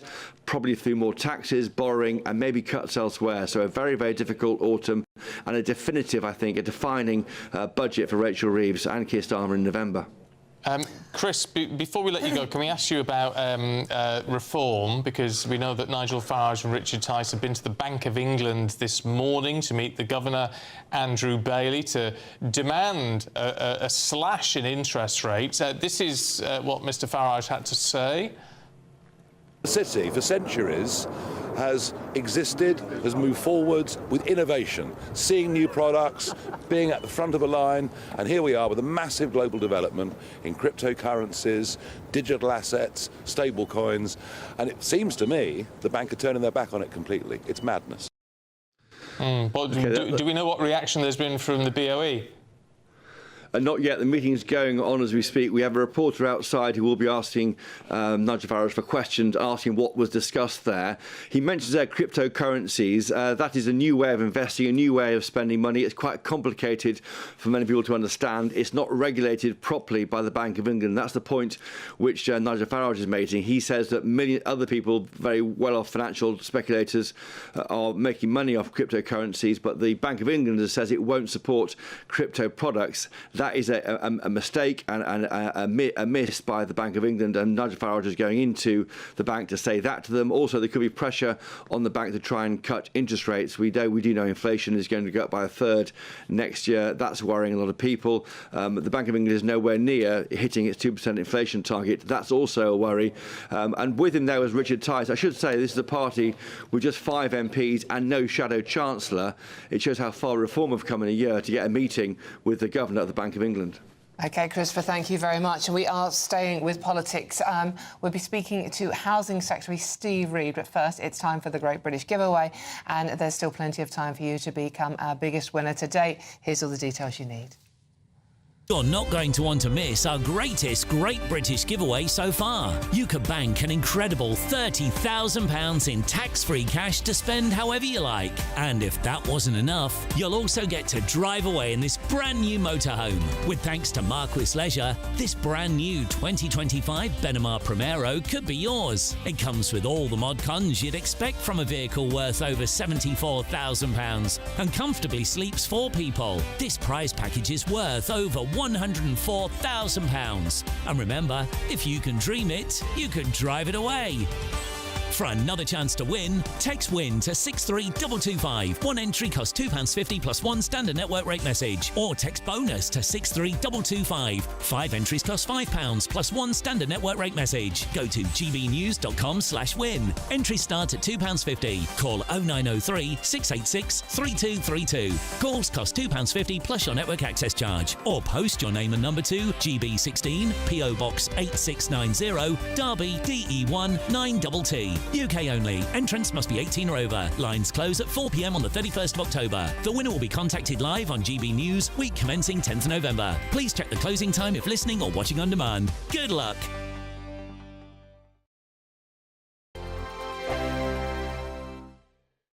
Exciting news. Every Friday, my Patrick Christie's Tonight Show is going to have a twist to it. We're welcoming some special guests. You. That's right, on Fridays I'm going to be doing my show in front of a live studio audience because this show is about you and what you have to say. It's going to be the same big debates, same big topics, same big opinions. But every Friday night at 9 p.m, you are invited to come on down to Patrick Christie's Tonight to be a part of the action. Only on GB News, the People's Channel, Britain's news channel. Decisions made in Washington aren't just shaping America, they're shaping Britain too. From migration to global security, from crime to health. Whatever happens in the White House today will be felt in your town or city tomorrow. That's why The Late Show is live from Washington, D.C. Cutting through the politics to show you what it all means for Britain. The Late Show live every night at midnight. Only on GB News, Britain's news channel.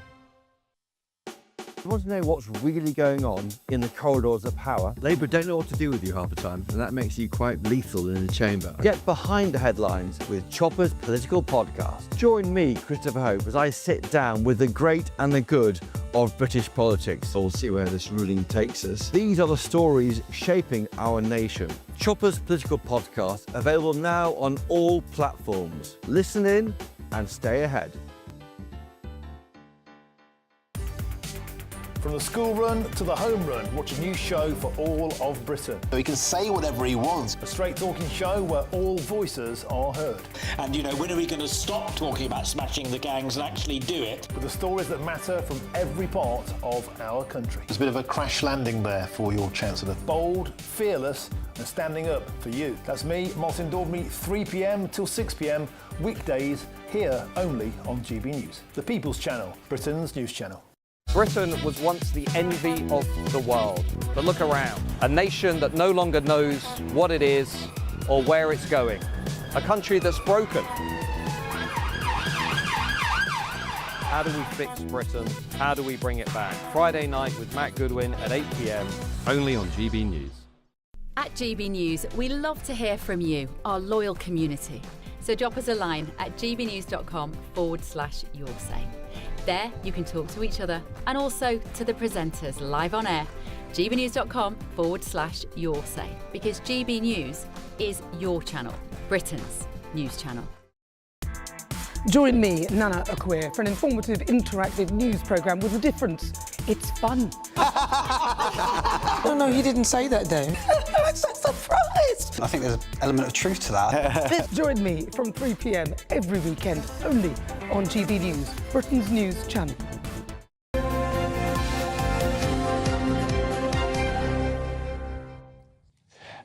Right, 9:13. We were hoping to speak to Steve Reid. Unfortunately, can't seem to get hold of him at the moment. But instead, and frankly, maybe better, Christopher Hope, our political editor, has stayed on the line. Chris, I mean, can we talk about the conference this weekend for the Labour Party? Because I'm absolutely fascinated. As someone who's been to so many conferences over the years, what are you expecting this weekend? We're expecting a lot of noises off, a lot of discontent amongst the activists and the MPs. Lots of ways that will manifest itself. We know about Andy Burnham, of course. His record might come under scrutiny. What's he actually done to think he should become the next Prime Minister? He's been there as in the Manchester mayoralty since 2017. It's now 2025. He's brought in a connected B bus network. But apart from that, what has he got to show that he's got the qualities to be Prime Minister? That, I think, will be a big issue as he walks around the conference halls. Then we've got this other side issue, but quite an important issue, of Bridget Phillipson against, who's the Education Secretary, of course, against Lucy Powell, who was sacked by Keir Starmer 2 weeks ago for the deputy leadership. Last night, Lucy Powell says, if I'm elected your deputy leader, I will be your full-time deputy leader. The impression being she won't want a job in government. She'll become this focus of discontent. I should tell you, Lucy Powell got Andy Burnham to play the decks at his birthday party last year. Those two are very, very close. If Lucy Powell gets in there as deputy leader when that announcement is made later next month, she will be the rallying point for Burnham to get back into Parliament. That is without doubt. There's also going to be votes, probably a vote on the two-child benefit cap. At least unions will try and force that on the floor of the conference, and that could put further pressure, unwanted pressure, on Rachel Reeves and Keir Starmer ahead of the budget. Aside from that, there's also obviously the Palestine issue. That's gone away slightly, with Labour saying they recognise the state of Palestine, but still concerns about why the UK is supporting economically, in some part, Israel from the party's base. So a lot of questions here, and it's very uncontrollable, I think. They'll do their best to try and manage the agenda, but quickly things can run away with themselves. And I've been, maybe a bit longer than you, Steve, I've been doing it since the mid-1990s in the last century. Things can go wrong very quickly, and that's when people should tune to GB News, of course. Yeah, you're going to be there covering it full-time for us, Christopher. I mean, it's incredible. It's 14 months. I mean, considering it was the division and the infighting that brought the Conservative Party down, Labour are doing the self-same thing. Yes, we had thought, haven't we? And we've discussed before how winning a majority of 170 should guarantee Keir Starmer as Prime Minister for a long time. But barely a year later, we're already discussing about why he can't do it.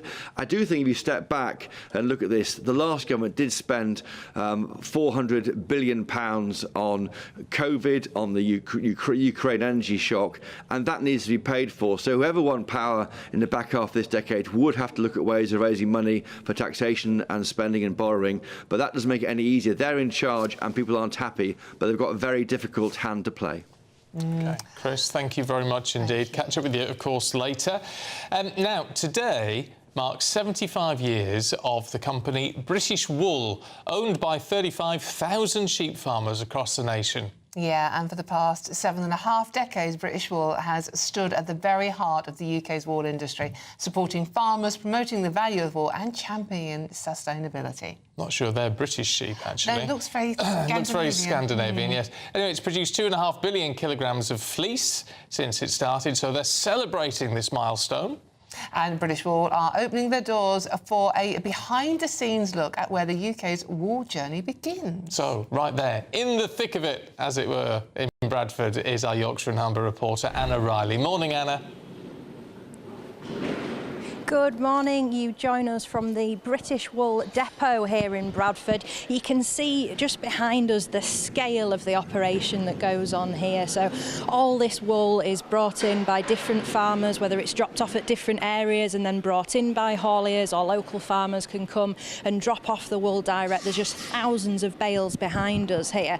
And this is where it gets graded. So joining us now is Ian Brooksbank. Ian, you've been working here at British Wool for 36 years. Since you were 16, you started grading wool. Just show us just the difference of wools here and how you do the grading. There's over 60 breeds of sheep in Great Britain, more than any other country in the world. So the diversity of the wool is huge. You know, so we really need the graders to separate the wool, so the end user's got the uniformity and style, predictability, so they can use the wool.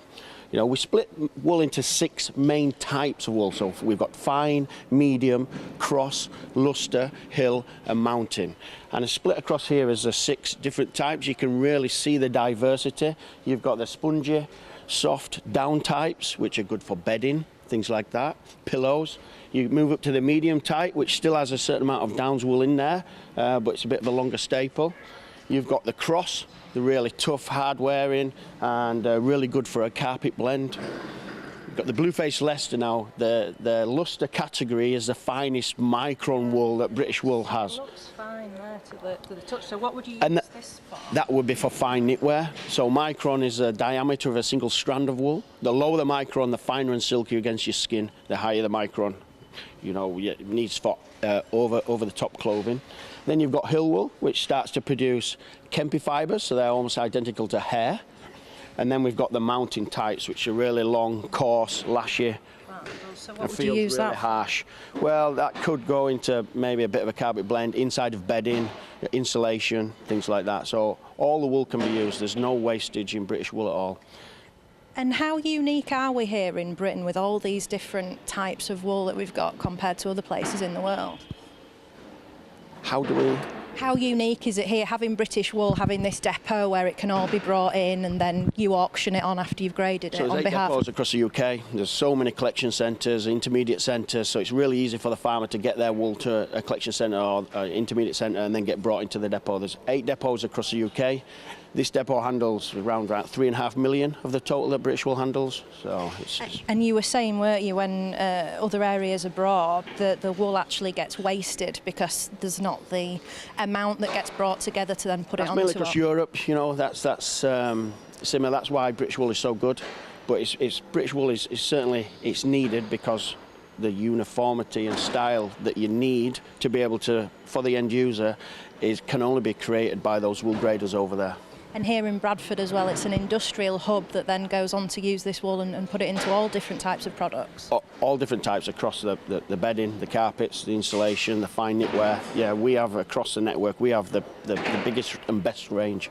Definitely. And just, if you just don't mind showing us just side by side here, just briefly, I'll just let our cameraman go in there. So all graders are looking at is the staples. So each staple length is what we're looking for is uniformity, strength, colour, where there's kempi fibres in there. So we've got to uniform and type that wool so the end user has got a predictable fleece that they can then use for that end use. Perfect, thank you so much, Ian. That's really interesting stuff. So we'll be here throughout the day. As I say, it's an open day today, so around 250 members of the public will be coming in, having a tour here and seeing how it all works at British Wool. Lovely stuff, Anna. Oh, thanks very Anna. much indeed. Oh, and that was your jumper in the background there. Yeah, love it. OK, that's enough of us. Coming up next, 9:30, Andrew Pearce and Miriam Kate's got a cracking show, as always. We have. We have. Big interview with the Cabinet Minister, and also we're asking the question, is the Army too male? That's what one report says. Yeah, and they want a quota of women, 30% by 2030. Ridiculous, isn't it?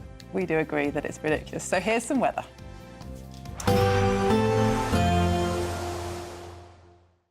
Expect warm spells with the odd rude interruption. Box Boilers sponsors the weather on GB News. Good morning, I'm here with your GB News weather update coming to you from the Met Office. Another fine day for many of us today. In fact, there could be more sunshine on offer than we've seen through some recent days, albeit with a bit of a breeze towards the southeast and also the far northwest. Otherwise, generally light winds and, like I said, lots of sunshine, lots of blue sky, just a little bit of cloud bubbling up here and there. With the sunshine, where you get it, it is going to feel relatively warm. Temperatures peaking in the high teens, possibly even just about scraping into the low 20s Celsius. Obviously feeling a bit fresher towards the southeast and northwest where we have that brisk breeze. Later on as we go through this evening, staying largely fine. There's some clouds nearby to the far northwest of Scotland, but not really expecting that to make much headway in. So really it's going to be a dry end to the day across Scotland with some late sunshine as well. A similar story across much of Northern Ireland and across the bulk of England and Wales as well. Some late sunshine here, albeit with a little bit of cloud perhaps pushing across parts of Lincolnshire and some thicker cloud around Kent. Maybe one or two showery bursts mixed in with this as well. Then as we go overnight, a little bit more patchy cloud will come in from the east at times. Most places though staying dry with clear skies, and similar to recent nights with the clear skies and mostly light winds, again we're going to see our temperatures taking a bit of a drop.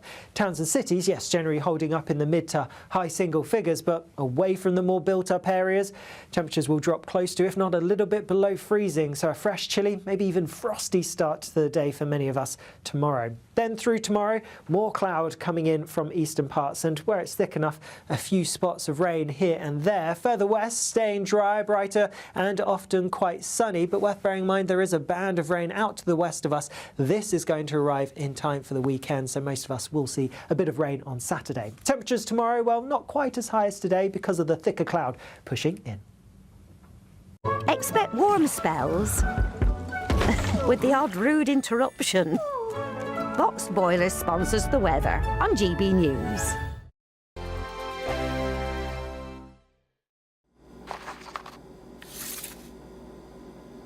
Crash Law 24 sponsors GB News.